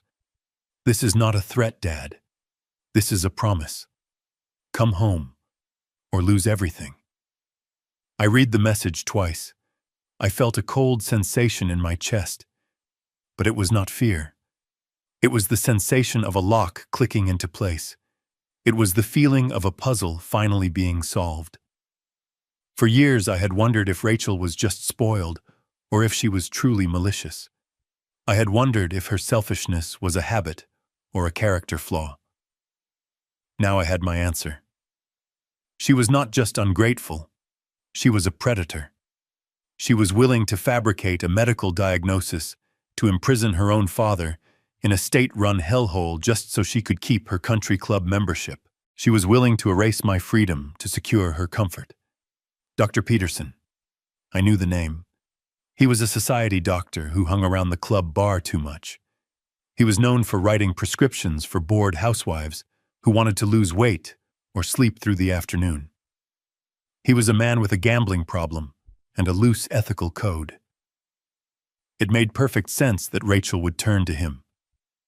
I looked at the timestamp, 8:15 p.m. She had put it in writing. In the world of corporate logistics, we have a saying, if it is not written down, it did not happen. But if it is written down, it is evidence. Rachel had just committed a felony. She had threatened to conspire with a medical professional to commit fraud and unlawful imprisonment. She had attempted to extort me, and she had sent the proof directly to the victim. I did not reply. I did not type out a furious defense. I did not call her to scream. I took a screenshot of the text. Then I took another, just to be safe. I opened my secure email app. I attached the image. I typed a single line in the subject field. Extortion and conspiracy. Evidence A. I sent it to Leonard Ross. 30 seconds later, my phone rang. It was Leonard. Hal, Leonard said. His voice was low and hard. I just got your email. Did she really send this? Just now, I said. She is dumber than I thought, Leonard said. This is a Class C felony in Connecticut. Attempted larceny by extortion, conspiracy to commit healthcare fraud, and threatening to unlawfully restrain a person. Hal, this is not a family dispute anymore. This is criminal. I looked at the city lights. I took a sip of my water. I know Leonard. We can have her arrested, Leonard said. I can call the district attorney right now. I play golf with him on Sundays. We can have a warrant issued by morning. Dr. Peterson, too. He will lose his license before noon. I thought about it. I thought about Rachel in handcuffs. I thought about the scandal. It would be satisfying. It would be justice. Not yet, Leonard, I said. Why, Hal? She threatened to put you in a cage. Because arrest is too quick, I said. If she is arrested, she becomes the victim in her own mind. She becomes the martyr. She will cry to the press. She will say I set her up. No, Leonard. I want her to lose the house first. I want her to lose the status. I want her to stand in the dark, knowing she played her ace, and it was a joker. Leonard sighed. You are a cold man, Hal. She learned it from me, I said. Keep this text, Leonard. Notarize the receipt. If she tries to file that guardianship paper with the court, we will drop this on the judge's desk like a nuclear bomb. We will use it to get a permanent restraining order. Understood, Leonard said. I will draft the motion for the restraining order tonight. We will keep it in the chamber.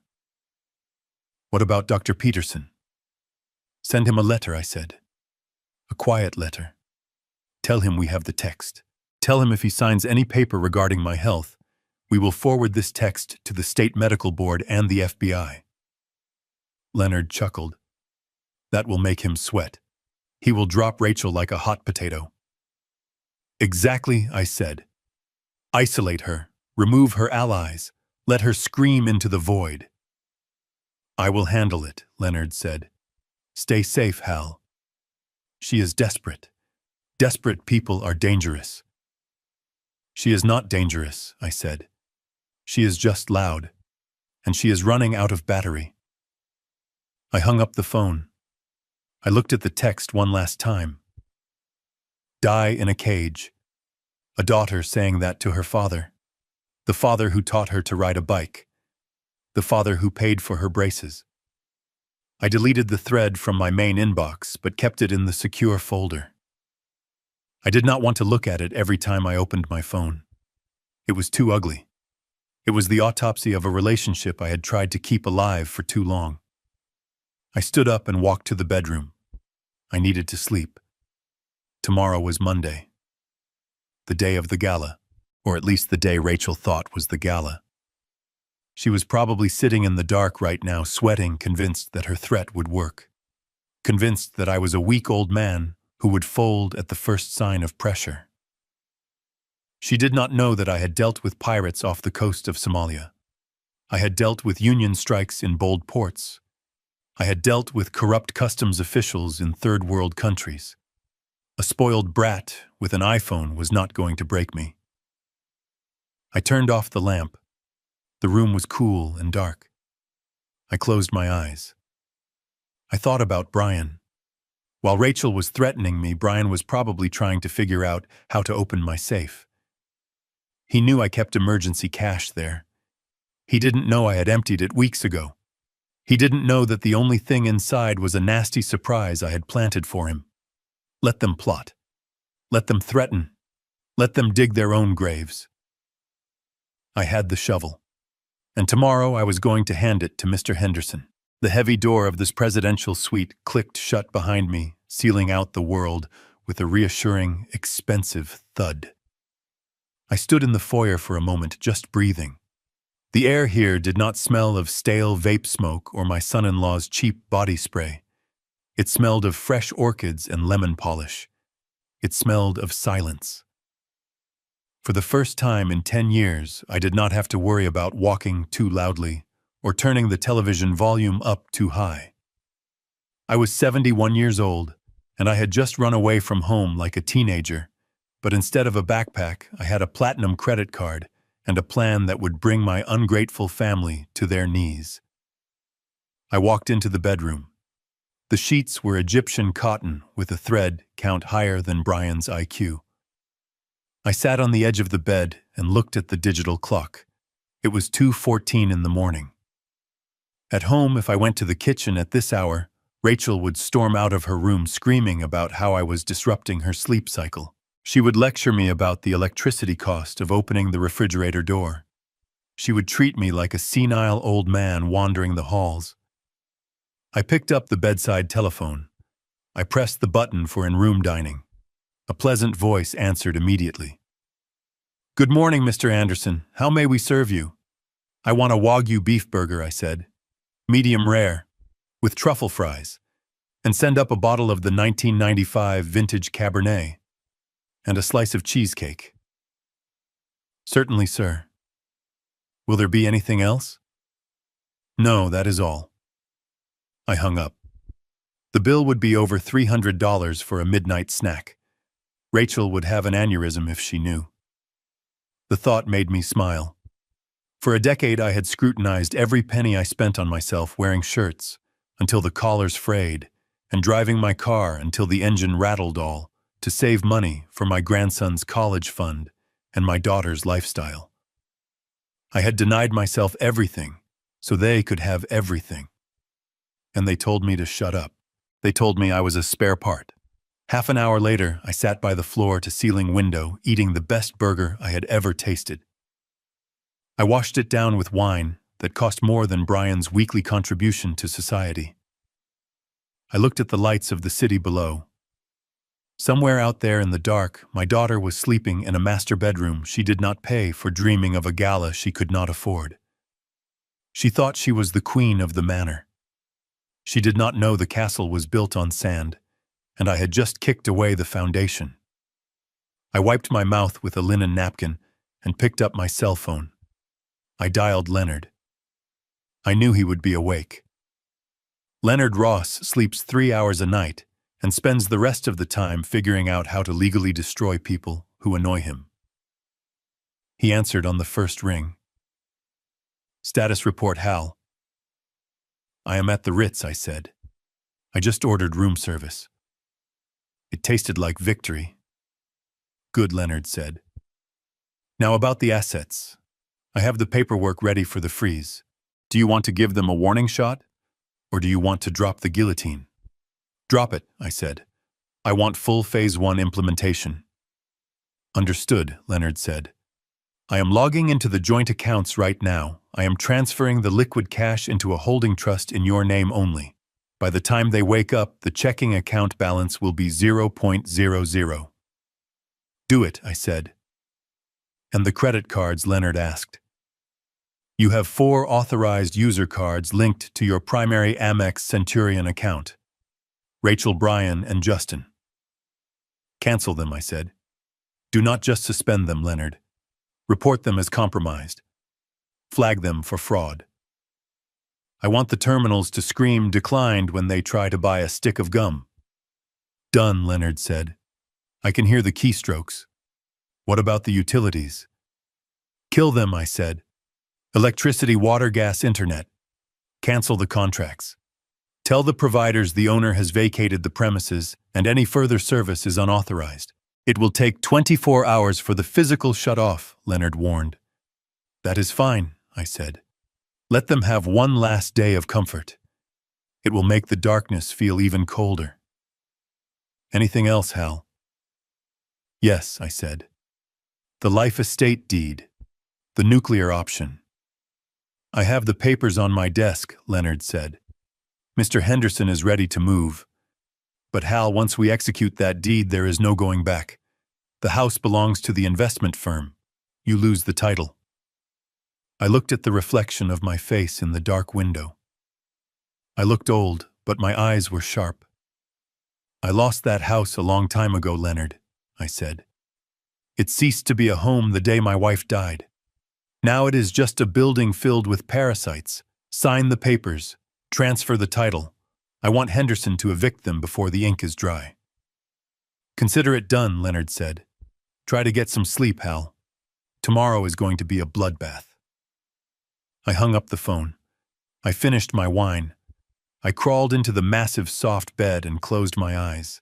For the first time in years, I did not dread the morning. I could not wait for the sun to rise. I could not wait for the show to begin. I sat in the darkness of my hotel suite, illuminated only by the glow of the iPad screen. It was 3:14 in the morning on Monday, the night before the gala. The house in Greenwich was silent and sweltering, but there was movement in the study. I had been waiting for this. I had been predicting this specific act of desperation for 6 months. In the world of logistics, we call it a honeypot. You create an attractive target to lure a security breach into the open. My study safe was the honeypot. For years, I had kept a significant amount of cash there, roughly $50,000 in a fireproof box. I called it the Apocalypse Fund. Rachel knew about it. Brian knew about it. He had eyed that safe 100 times, his gaze lingering on the dial whenever he came in to ask for a loan. He thought it was his emergency piggy bank. He did not know that I had emptied it 3 weeks ago, leaving behind only a single white envelope. I watched the infrared feed. The door to the study creaked open. A beam of light from a heavy flashlight cut through the darkness. It was Brian. He was wearing black clothes like a cartoon burglar. He was sweating profusely. The lack of air conditioning combined with the crushing weight of his own failures had reduced him to a trembling mess. He closed the door behind him and locked it. He did not want Rachel to see this. This was his private crime. He moved to the large oil painting of the clipper ship hanging behind my desk. He took it down with clumsy, shaking hands and set it on the floor. There it was. The wall safe. It was an older model, a heavy steel box installed in the 80s. It looked formidable, but I knew a secret. The locking mechanism was worn. If you applied enough torque to the handle while hitting the side with a rubber mallet, the tumblers would slip. It was a flaw I had never fixed because I lived with family. I thought I was safe. Brian did not have the combination. I had changed it the day I left. He tried a few numbers, likely my birthday or Rachel's birthday. The dial spun uselessly. He cursed softly. He leaned his forehead against the cold steel. He was desperate. He needed cash to flee. He needed cash to pay off the dangerous people he owed. He reached into his pocket and pulled out a large flathead screwdriver and a small crowbar he must have taken from the garage. He jammed the screwdriver into the seam of the door. He began to pry. I took a sip of water. I watched him struggle. While he grunted and strained, I thought about the $200,000. That was the number. $200,000 missing from my self-directed IRA account over the last 18 months. I had noticed the discrepancy a year ago. Small wire transfers to a shell company called Future Tech Solutions LLC, 5,000 here, 1,000, 10,000 there. It was sloppy. It was arrogant. I had traced the LLC registration. It was registered to Brian's college roommate. I had the bank records. I had the IP addresses. I had everything. I could have confronted him then. I could have called the police immediately. But I waited. I wanted to see how far he would go. I wanted to see if he would stop. He did not stop. He drained it. He stole my security to fund his fantasies and his mistresses. He stole the money I had set aside for his own son's future. On the screen, Brian was losing control. He was putting his entire body weight onto the crowbar. The drywall around the safe began to crack. He did not care about the damage. He was an animal trying to get to the meat. With a loud metallic pop, the locking bolt sheared. The heavy steel door swung open. Brian dropped the tools. He let out a sob of relief. He reached into the dark cavity of the safe.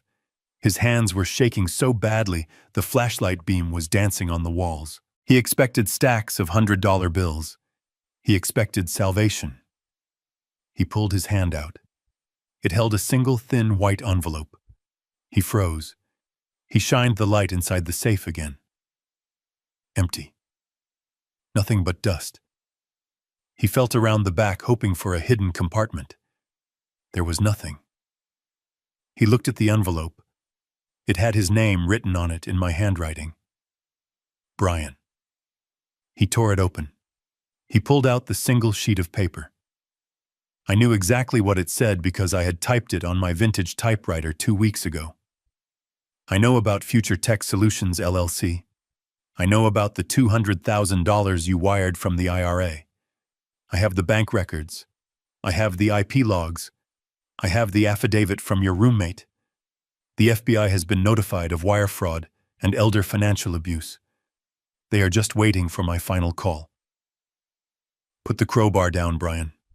It is over. I watched him read it. I saw his eyes scan the lines. I saw the exact moment the words registered in his brain. His knees gave out. He did not sit down, he collapsed. He slid down the wall until he hit the floor. The paper fell from his hand. He looked at the camera. He knew I was watching. He knew the infrared eye in the corner was recording his felony break and recording his face reading the indictment. He started to cry. It was not a dignified cry. It was the weeping of a man who realizes he has walked off a cliff. He curled into a ball on the floor of my study, surrounded by the ruin of his own making. He had thought I was a foolish old man, a resource to be mined. He did not know that I audit everything. He did not know that while he was playing poker, I was tracking every penny. He was not just broke now. He was a felon. And he was trapped in a dark house with the evidence of his guilt staring him in the face. I closed the iPad cover. The satisfaction was cold and heavy like a stone. I did not feel happy. I felt vindicated. There is a difference. Happiness is warm. Vindication is ice. I stood up and walked to the window. The city lights were still bright. Tomorrow was the gala. Rachel was still planning her party. She did not know that her husband was currently fetal on the floor of her father's study, destroying his life. She did not know that the house she was planning to show off was about to be taken away. The pieces were all in place. The trap was sprung. Brian was neutralized. Now it was just Rachel. And Mr. Henderson was coming in the morning. I went to the bedroom to get a few hours of sleep. I needed to be rested. The finale was going to be spectacular. It was 6 o'clock on Tuesday evening, and the silence of my exclusive neighborhood was being murdered by the industrial roar of a diesel generator. I sat on my hotel balcony watching the live feed on my tablet. The machine sat in the middle of the manicured front lawn, like a rusting beast vibrating and spewing black smoke into the humid air. Rachel had rented it that morning. I saw the delivery truck arrive. She had paid in cash, likely pawning some of the jewelry I had given her mother to cover the rental deposit and the catering. This was the gala. This was the event that was supposed to launch her lifestyle brand, a vague business concept that seemed to involve selling candles and overpriced yoga mats to people with more money than sense. She had invited 50 of the most influential people in Greenwich. She needed investors. She needed validation. But most of all, she needed a cash injection to keep the illusion of her life afloat. The house looked ridiculous. Thick orange extension cords snaked through the front door, and open windows feeding power to a few standing lamps and a portable sound system. The central air conditioning remained dead. The temperature inside was 85 degrees. Rachel had placed electric fans in the corners, but they were just pushing hot air around. I watched the guests arrive. Luxury cars lined the driveway. Women in cocktail dresses and men in linen suits stepped out, wrinkling their noses at the smell of diesel fumes. They looked at the generator. They looked at the dark windows of the upper floors. They exchanged glances. This was the elite crowd Rachel desperately wanted to belong to. These were people who could smell desperation, like sharks smell blood in the water. Rachel stood at the door greeting them. She was wearing a gold sequined gown that was entirely inappropriate for the heat. Her hair was piled high on her head, likely to keep it off her sweating neck. She was smiling a wide, manic grin that did not reach her eyes. She was talking too fast. I could not hear every word over the drone of the generator, but I could read her body language. She was frantic. I switched to the interior camera in the living room. The furniture had been pushed back. Waiters hired from a discount agency were passing around trays of appetizers that looked suspiciously like they came from the frozen food aisle of Costco. The guests were fanning themselves with cocktail napkins. The humidity was already making hair frizz and makeup run. I zoomed in on a conversation near the fireplace. A woman with a pearl necklace leaned in to ask Rachel a question. I turned up the volume on my iPad, hoping the microphone would pick it up over the background noise. "Where is Harold?" the woman asked, looking around. "I thought he would be here. I wanted to ask him about his time in shipping." Rachel laughed. It was a high, brittle sound. "Oh, Dad is in Europe. He decided to take a last-minute trip to the south of France. You know how he is, always jet-setting. He sends his love." I took a sip of my iced tea. The south of France. I was 3 miles away in a hotel room watching her lie with the ease of a sociopath. She preferred to invent a glamorous fiction rather than admit her father had walked out on her. She needed my prestige. She needed the weight of my name to legitimize her scam. Even in my absence, she was using me. Then Brian appeared. He walked into the room from the hallway that led to the study. He looked like a man walking to the gallows. He was wearing a tuxedo that was slightly too large for him now, as if the stress of the last 48 hours had physically shrunk him. His face was gray. His eyes were darting around the room looking for threats, looking for the police, looking for me. He knew about the safe. He knew about the FBI. He knew that every second he spent in this house was borrowed time. But Rachel had forced him to perform. She needed him to play the successful husband. She needed the tableau to be perfect. He walked up to a group of men near the bar. He tried to smile. He tried to engage in banter. But his hands were shaking so badly, he spilled champagne on his sleeve. He looked at the camera in the corner. He stared right at me. There was no defiance left in him. Just terror. He knew I was the audience. He knew I was the judge. The party was a disaster in slow motion. The generator sputtered and coughed, causing the lights to flicker ominously. The music cut out and then surged back at a deafening volume. The guests were checking their watches. They were finishing their drinks quickly. They wanted to leave. The heat was oppressive. The vibe was toxic. They knew something was wrong. They knew money does not make this much noise. Rachel tapped a glass with a spoon. She stood in the center of the room, sweating in her gold dress. "Everyone, please listen," she shouted over the roar of the engine outside. "We are so glad you are here to celebrate the launch of Lux Life. We are looking for ground floor partners to join us on this journey." She began her pitch. It was a word salad of buzzwords: synergy, holistic, paradigm shift. She was asking for money. She was begging for a lifeline. She looked around the room, searching for a checkbook, searching for a savior. She did not know that her time was already up. I looked away from the screen and out the window. Down on the street far below, I saw the flashing lights. Not one car, not two. A convoy. 4 police cruisers and 2 black SUVs were moving silently through traffic, heading north toward the hills. Heading toward my house. Mr. Henderson was punctual. He was a man of his word. I had signed the papers electronically, an hour ago.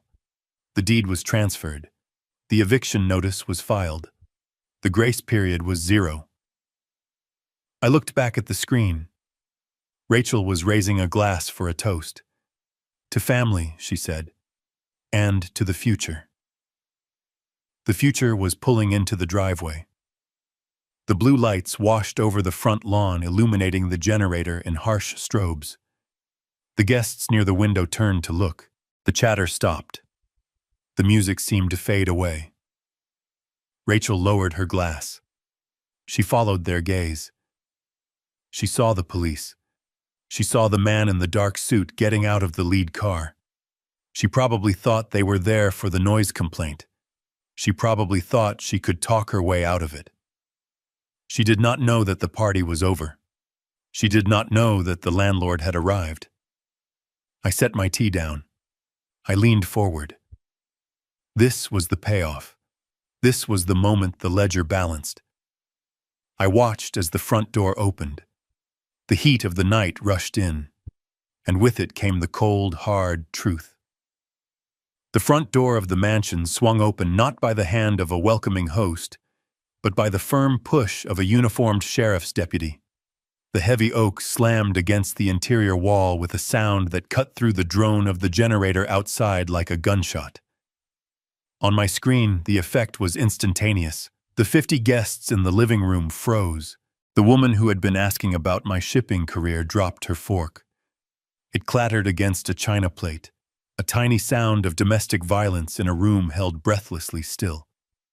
Rachel stopped mid-toast. Her arm was still raised, the cheap champagne bubbling in the glass. She looked at the door. She blinked rapidly, as if trying to clear a smudge from her vision. She saw the sheriff. She saw 2 deputies behind him. And then she saw the man in the charcoal suit stepping through the police line. It was Mr. Henderson. He looked exactly as a man who owns $300 million in real estate should look. Bored, efficient, and utterly devoid of empathy. He carried a black leather folio in his left hand. Behind him, a team of 6 men in gray coveralls waited on the porch. They wore gloves. They carried packing crates. They were the cleanup crew. Rachel lowered her glass. She forced a smile onto her face, a rictus of terror and denial. She walked toward the sheriff, her gold sequins shimmering under the harsh work lights she had set up. "Officer," she said, her voice shrill, "thank goodness you are here. The neighbors have been harassing us about the noise. We have a permit for the generator.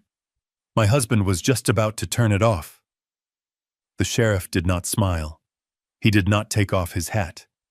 He looked at Rachel with the weary expression of a man who has seen every variation of delusion the county has to offer. "Mrs. Anderson," he said, "we are not here for a noise complaint. We are here to effectuate a transfer of property possession and to assist in a civil eviction." Rachel laughed. It was a wet, choking sound.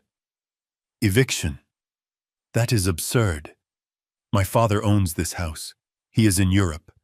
You have made a mistake." The sheriff stepped aside. Mr. Henderson stepped forward. He placed his folio on the entryway table, sweeping aside a vase of wilting flowers Rachel had placed there. He opened the file. The sound of the crisp paper turning was amplified by the sudden silence of the room. Even the generator seemed to quiet down, as if the machine itself was listening. "Good evening, Mrs. Anderson," Mr. Henderson said. His voice was dry like sandpaper on wood. "My name is Robert Henderson. I am the managing partner of Henderson Property Holdings, and as of 48 hours ago, I am the sole owner of this estate." Rachel stared at him.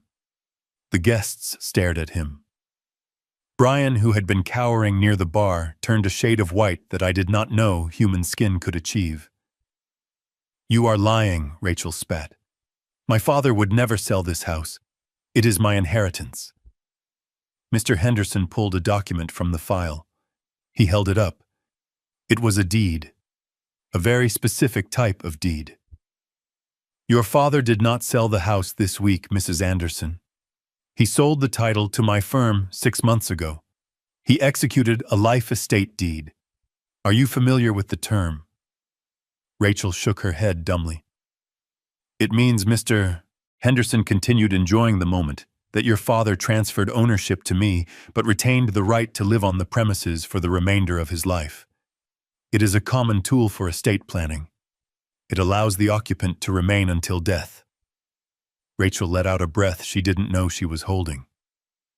See, she said, turning to the guests. He still lives here. It is his house. You cannot throw us out. Mr. Henderson raised a finger. One finger. It silenced her immediately. However, he said, there is a clause, a specific condition written into the contract at Mr. Anderson's insistence. Clause 14, Section B. The voluntary vacation clause. It states that if the life tenant leaves the property for a period exceeding 48 hours without notifying the title holder, and if he surrenders his means of access, then the life estate is immediately terminated. The right of occupancy dissolves, and full possession reverts to the title holder. Immediate possession. Rachel's mouth opened. She looked like a fish on a dock. What she whispered. Mr. Henderson pulled out an evidence bag. Inside was a set of keys. The brass key, the silver key, the electronic fob. They were scratched. They had dirt on them. My landscaping crew found these in the rose bushes at the end of your driveway this morning, Mr. Henderson said. Your father threw them there on Friday night. He left the property. He has been gone for 96 hours. He did not notify me. Therefore, he has triggered the clause. He has voluntarily surrendered the estate. I took a sip of my tea in the hotel room. I watched Rachel's face crumble. She was replaying the scene in her mind. Friday night. Me standing on the porch. The arc of the keys flying through the air. Her screaming at me to pick them up. She had watched me do it. She had watched me sign her eviction notice, and she had thought I was just having a tantrum. But Dad is coming back, Rachel shrieked. He is just on a trip. This is a mistake. You cannot do this. He is not coming back, Mr. Henderson said coldly. I spoke with his attorney, Mr. Ross, an hour ago. Mr. Anderson has confirmed his intent to vacate. He has no desire to live here anymore. And since you are guests of the life tenant and the life tenancy has expired, you are now trespassers. He gestured to the sheriff.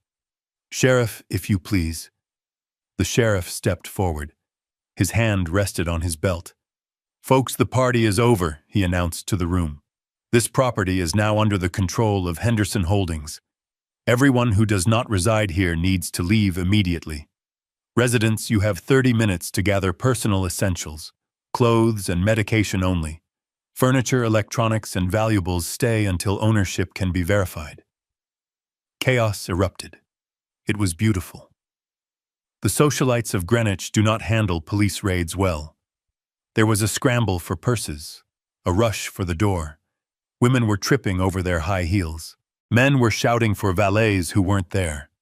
Wait, Rachel screamed, grabbing the arm of a potential investor. Do not go. This is a legal mix-up. We will sort this out. The investor pulled his arm away as if she were contagious. Do not touch me, he hissed. You said your father was in France. You said you owned the company. You are a fraud. He stormed out. The room was emptying fast. The dream of the gala was dying on the floor, trampled by expensive shoes. Mr. Henderson snapped his fingers. The 6 men in gray coveralls marched into the house. They moved with military precision. 2 of them went to the television. 2 of them went to the paintings on the wall. They were not moving them. They were tagging them. They were putting stickers on everything that was now considered an asset of the property owner. Rachel ran to Mr. Henderson. She grabbed his lapel. You cannot do this, she sobbed. This is my home. My son lives here. My clothes are here, Mr. Henderson peeled her fingers off his suit. He dusted off the fabric. This is not your home, Mrs. Anderson. It never was. You were a guest, and you have overstayed. You have 30 minutes. If you are not out, the sheriff will arrest you for criminal trespass." He looked at his watch. 29 minutes. Then I saw Brian. He had not moved from the bar. He was watching the scene unfold with a strange detachment. He saw the police. He saw the movers. He saw his wife screaming. But his eyes were focused on something else. He was looking at the front door, waiting for something. He did not have to wait long. 2 men in windbreakers walked in behind the sheriff. They did not look like local police. They had earpieces. They had badges on their belts that were not stars.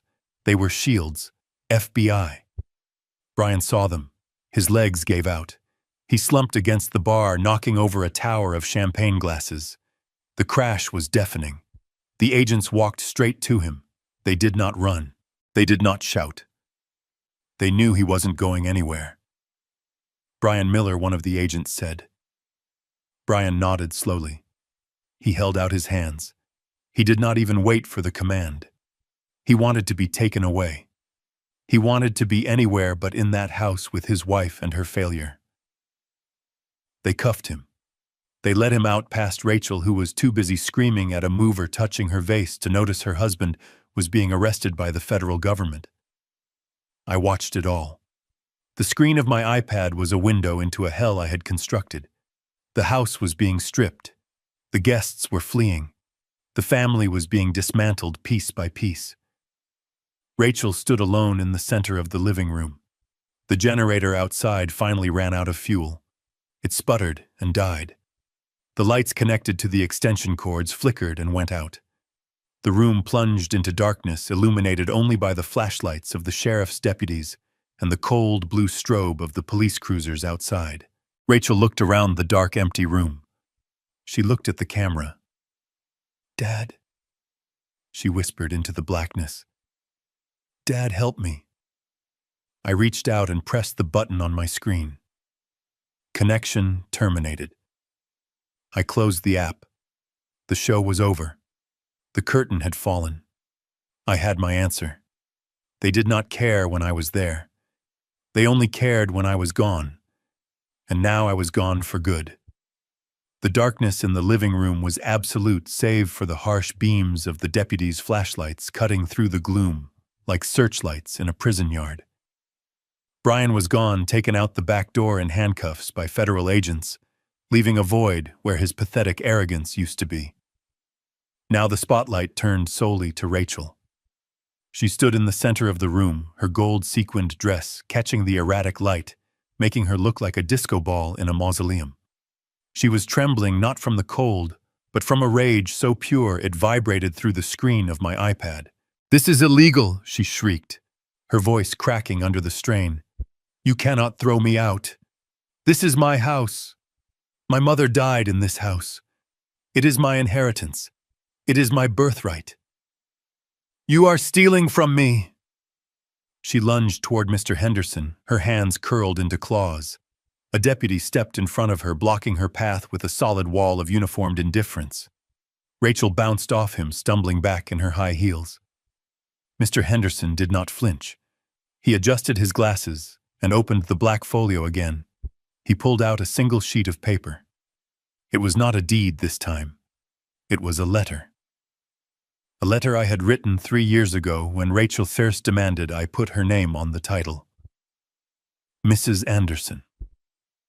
Mr. Henderson said, his voice calm and dry, echoing in the silent room. "There is no inheritance to claim because there is no estate to inherit. This document is a revocable license of occupancy signed by your father. Do you remember this?" Rachel stared at the paper. Her eyes widened. It states clearly, Henderson continued reading by the light of a deputy's torch, that Rachel Anderson and her family are permitted to reside on the premises solely at the discretion of the owner, Harold Anderson. It specifies that no rent is charged, but in exchange the occupants agree that they hold no tenancy rights, no equity interest, and no claim to the title. It further states that this license can be revoked at any time without cause. He lowered the paper. "Your father did not just sell the house, Mrs. Anderson. He clarified your status years ago. You were never the owner. You were never the heir apparent. You were a charity case. A guest who was allowed to stay because of blood, not law. And tonight, the charity has ended. Rachel shook her head violently. No, she whispered. No, he wouldn't do that. He promised me. He said this was all for me. He promised you a home, Henderson corrected. He did not promise you a kingdom, and you repaid his generosity by telling him to shut up at his own dinner table. You repaid him by trying to commit him to a mental institution. You broke the contract, Mrs. Anderson. Moral and legal. He turned to the sheriff. Sheriff, please clear the building. We need to secure the assets. The sheriff nodded. He turned to the crowd of guests who were huddled near the foyer, clutching their designer purses and watching the drama with morbid fascination. These were the people Rachel had tried so hard to impress. The socialites, the influencers, the people she thought would validate her existence. Now they were witnesses to her complete dismantling. All right, folks, the sheriff bellowed. Party is over. Everyone out. This is now a crime scene and a foreclosure site. Go home. The stampede began. It was not dignified. There were no goodbyes. No one stopped to offer Rachel comfort. They just wanted to escape the taint of failure. As they shuffled past her, I could hear their whispers picked up by the high-fidelity microphone on the security camera. Did you hear that she was living here for free? I heard her husband stole money. She told me she owned the company. What a fraud. I am deleting her number. Rachel stood there listening to her social standing evaporate. She reached out to grab the arm of a woman she considered her best friend, a woman named Jessica who ran a boutique in town. Jess, wait, Rachel pleaded. Can I stay with you tonight? Just for a night, until I sort this out. Jessica pulled her arm away as if Rachel were burning. She smoothed her dress, looking at Rachel with cold, dead eyes. I don't think so, Rachel. I have a reputation to think about. And honestly, you still owe me for the dress you are wearing.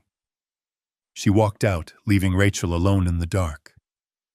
Ma'am, the deputy said, taking Rachel's arm. It is time to go. Rachel planted her feet. No, I am not leaving. You will have to drag me out. I am not going out there. Mr. Henderson sighed. He looked tired. He looked like a man who just wanted to go home to his own paid-off house. Sheriff, remove the trespasser. 2 deputies moved in. They grabbed Rachel by the arms. She screamed. It was a high, piercing sound that made the speakers on my iPad distort. She kicked and thrashed. Her gold dress ripped at the seam. Her carefully pinned hair came loose, falling in wild strands across her face. They marched her to the front door. She dragged her heels across the hardwood floors, leaving scuff marks that would have to be buffed out. They pushed through the open doorway and out onto the front porch. The humidity of the night hit her. The roar of the generator had stopped, but the air is still thick with diesel fumes. The deputies did not stop at the porch. They marched her down the steps. Rachel stumbled. Her heel caught on the edge of the stone pathath. She fell. She landed hard on the front lawn. It had rained briefly earlier in the evening, a summer sun shower I had missed from my hotel room. The ground was soft and wet. The grass was muddy where the landscaper had trampled it, trying to retrieve his equipment. Rachel fell face first into the mud. Her gold-sequined dress, the symbol of her vanity, soaked up the dirty water. She tried to push herself up, but her hands slipped. She rolled over, sitting in the muck, her legs sprawled in front of her. She looked up at the house she thought was hers, the house where she had tormented me. Mr. Henderson stood in the doorway, backlit by the flashlight beam, like a guardian angel of eviction. Do not come back, Mrs. Anderson, Henderson called out. If you step foot on this property again, you will be arrested. Your personal effects will be boxed and left at the curb on Friday. I suggest you find a U-Haul. He closed the heavy oak door. The sound of the latch clicking shut was final. It was the period at the end of a very long sentence. Rachel sat in the mud. The police cruisers were pulling away, their job done. The guests were gone, their taillights fading down the street. She was alone. Truly alone. Covered in dirt in the dark, with no money, no husband, and no home. She looked at the security camera mounted above the garage. She knew I was there. She knew I was the architect of this moment. She opened her mouth to scream, but no sound came out. She just slumped forward, burying her face in her muddy hands, and wept. It was not a cry for help. It was the sound of a reality check cashing itself. I watched for a moment longer. Then I reached out and closed the app. The screen went black. The show was over. I had my life back. I had my dignity back. And somewhere in the dark, Rachel was finally learning the lesson I should have taught her 20 years ago. You cannot bite the hand that feeds you and expect it to keep serving you dinner. 3 days after the lights went out in the mansion, I sat at a table at the Saltwater Grill overlooking the Long Island Sound. The sun was setting, casting a warm orange glow over the water. I was eating a lobster roll and drinking a glass of iced tea. I felt different. The constant tightness in my chest, the low-level anxiety that had been my companion for a decade, was gone. I felt light. I felt young. I looked at my reflection in the silverware. The lines on my face seemed less deep. The shadows under my eyes had vanished. Freedom, it turns out, is the best anti-aging cream money can buy. I saw them walking up the pier before they saw me. They looked like refugees from a failed reality show. Rachel was wearing jeans and a t-shirt that looked wrinkled. Her hair, usually sprayed into submission, was pulled back in a messy bun. She wore no makeup. Her face was puffy red and blotchy. She looked 10 years older than she had on Friday. Brian was trailing behind her. He was not wearing a suit. He was wearing sweatpants and a hoodie, even though it was 70 degrees. He walked with his head down. I noticed the bulge around his ankle under the fabric, an electronic monitoring bracelet. He was out on bail pending the federal indictment for wire fraud and embezzlement. His passport had been surrendered. His assets were frozen. He was a prisoner in his own skin. They stopped at my table. They did not ask to sit. They just collapsed into the empty chairs opposite me. The waiter approached, looking concerned, but I waved him away. "Hello, Rachel," I said. "Hello, Brian. You look tired." Rachel stared at me. Her eyes were full of hate and confusion and a deep, terrifying desperation. "You ruined us," she whispered. Her voice was raspy. "We are homeless, Dad. We are staying at a Motel 6 by the highway. Justin won't speak to me. Brian is facing 20 years in prison. You ruined everything." I took a bite of my lobster roll. It was perfectly seasoned. "I did not ruin anything, Rachel," I said, chewing slowly. "I simply stopped fixing what you broke. There is a difference." "You called the FBI," Brian said. He did not look up from the table. "You sent them the records. You sent them the IP logs. You set me up." I wiped my mouth with a napkin. "I audited my books, Brian. I found a discrepancy. I reported it to the authorities. That is not a setup. That is due diligence. You stole $200,000 from a man you called a spare part. You thought I was too old to notice. You thought I was too stupid to trace a wire transfer. You were wrong." Rachel slammed her hand on the table. It was a weak echo of the slam that had started this whole war on Friday night. "Stop it," she hissed. "Just stop it. We get it, okay? You made your point. You won. Now fix it. Drop the charges against Brian. Buy the house back from Henderson. We can go back to how it was. I promise I will be nicer. I promise we will listen to you. Just please, Dad. I cannot live in a motel. I am your daughter." I looked at her.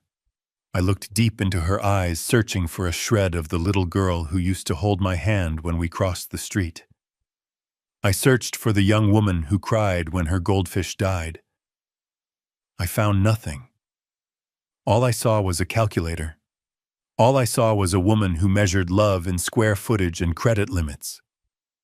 I reached into my leather briefcase, which was sitting on the chair next to me. I pulled out a small black moleskin notebook. It was worn at the edges. I had carried it for 20 years. I slid it across the table. "What is this?" Rachel asked, looking at it like it was a pom-pom. "Open it," I said. She opened the book. Her eyes scanned the pages, filled with my neat handwriting. Rows and columns of numbers, dates, amounts. "Page 1, I said.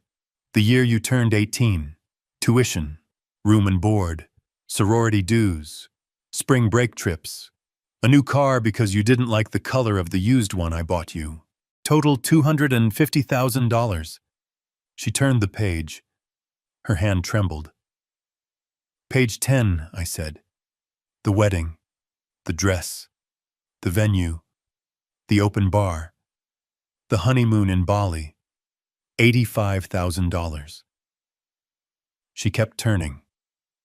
"Page 20, I continued. "The house down payment, the monthly allowance disguised as consulting fees for Brian's fake companies, the credit card bills I paid quietly because I didn't want you to have bad credit, the private school for Justin, the landscaper, the pool boy, the groceries." I leaned forward. "Turn to the last page, Rachel." She turned to the end. There was a single number circled in red ink. $4,200,000. I tapped the table. "That is the total, Rachel. That is the cost of your love. That is the price of my silence for the last 20 years. $4.2 million. I have paid for every meal you ate, every dress you wore, every mistake you made." Rachel looked up. Tears were streaming down her face now, so what she sobbed. "You are rich. You can afford it. What is money to you?" "It is not about the money," I said softly. "It is about the return on investment. In business, when you pour capital into a venture, you expect growth. You expect profit. Or at least you expect gratitude." I looked at Brian. I looked at Rachel. I poured $4 million into this family, and the return was zero. The return was disrespect. The return was theft. The return was you telling me to shut up at my own table and plotting to put me in a cage.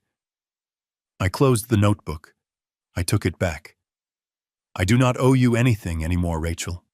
The ledger is balanced. I consider that $4 million the severance package. I bought my freedom, and it was worth every penny." I stood up. I dropped a $100 bill on the table for the waiter. Brian looked up finally. His eyes were red. "Where are you going, Hal?" he asked. I adjusted my blazer. I checked my watch. "I have a flight to catch, Brian, and you have a court date. I suggest you save your energy for the judge." I turned and walked away. "Dad!" "Wait!" Rachel screamed. "Dad, please don't leave us! What are we going to do?" I did not stop. I did not slow down. I walked out of the restaurant and into the warm sea breeze. I heard her crying behind me, a loud, ugly sound that drew stares from the other diners. But for the first time in my life, her tears did not make me stop. They were just noise. And I was done with noise. A black town car was waiting for me at the curb. The driver opened the door. "To the airfield, Mr. Anderson?" he asked. "Yes, James," I said. "To the airfield." I got in. The car pulled away. I watched through the tinted rear window as Rachel ran out of the restaurant. She stood on the sidewalk watching the car disappear into traffic. She looked small. She looked lost. She looked like someone who had just realized that the bank of Dad was closed forever. 20 minutes later, the car pulled onto the tarmac of the private airfield. The Gulfstream G650 sat there gleaming white against the blue sky. It was a beautiful machine, a symbol of everything I had achieved and everything I had hidden. I walked up the stairs. The stewardess greeted me with a glass of champagne. "Welcome aboard, Mr. Anderson. Your guests are already seated." I walked into the cabin. Sitting in the plush leather seats were 3 men, Arthur, Samuel, and Walter. They were members of the investment club Rachel had mocked for years. She called them the Senile Squad. She did not know that together we controlled more capital than a small country. They were my friends. They were men who knew the value of loyalty. Hal Arthur said, raising his glass. "You made it." I smiled. A real, genuine smile. "I made it, Arthur. The baggage has been unloaded." I sat in the window seat. The engines whined to life. A low, powerful hum that vibrated through the floor. I opened the wood-paneled table in front of me. I laid out a large vintage map of the world. It was worn at the creases. Catherine and I had bought it 40 years ago. We used to trace routes with our fingers, dreaming of the places we would go when we retired. Before the cancer took her. Before the grief trapped me in that house. I placed my hand on the map. I traced the line across the Atlantic. "Where to first?" Hal Walter asked. I looked at the map. I looked at the spot Catherine had circled in red ink so many years ago. "Paris," I said. "We are going to Paris." The plane began to taxi. I looked out the window as the ground began to rush by. The hangars blurred. The trees became green streaks. And then, with a surge of power, we lifted off. I watched the ground fall away. I saw the highways. I saw the coastline.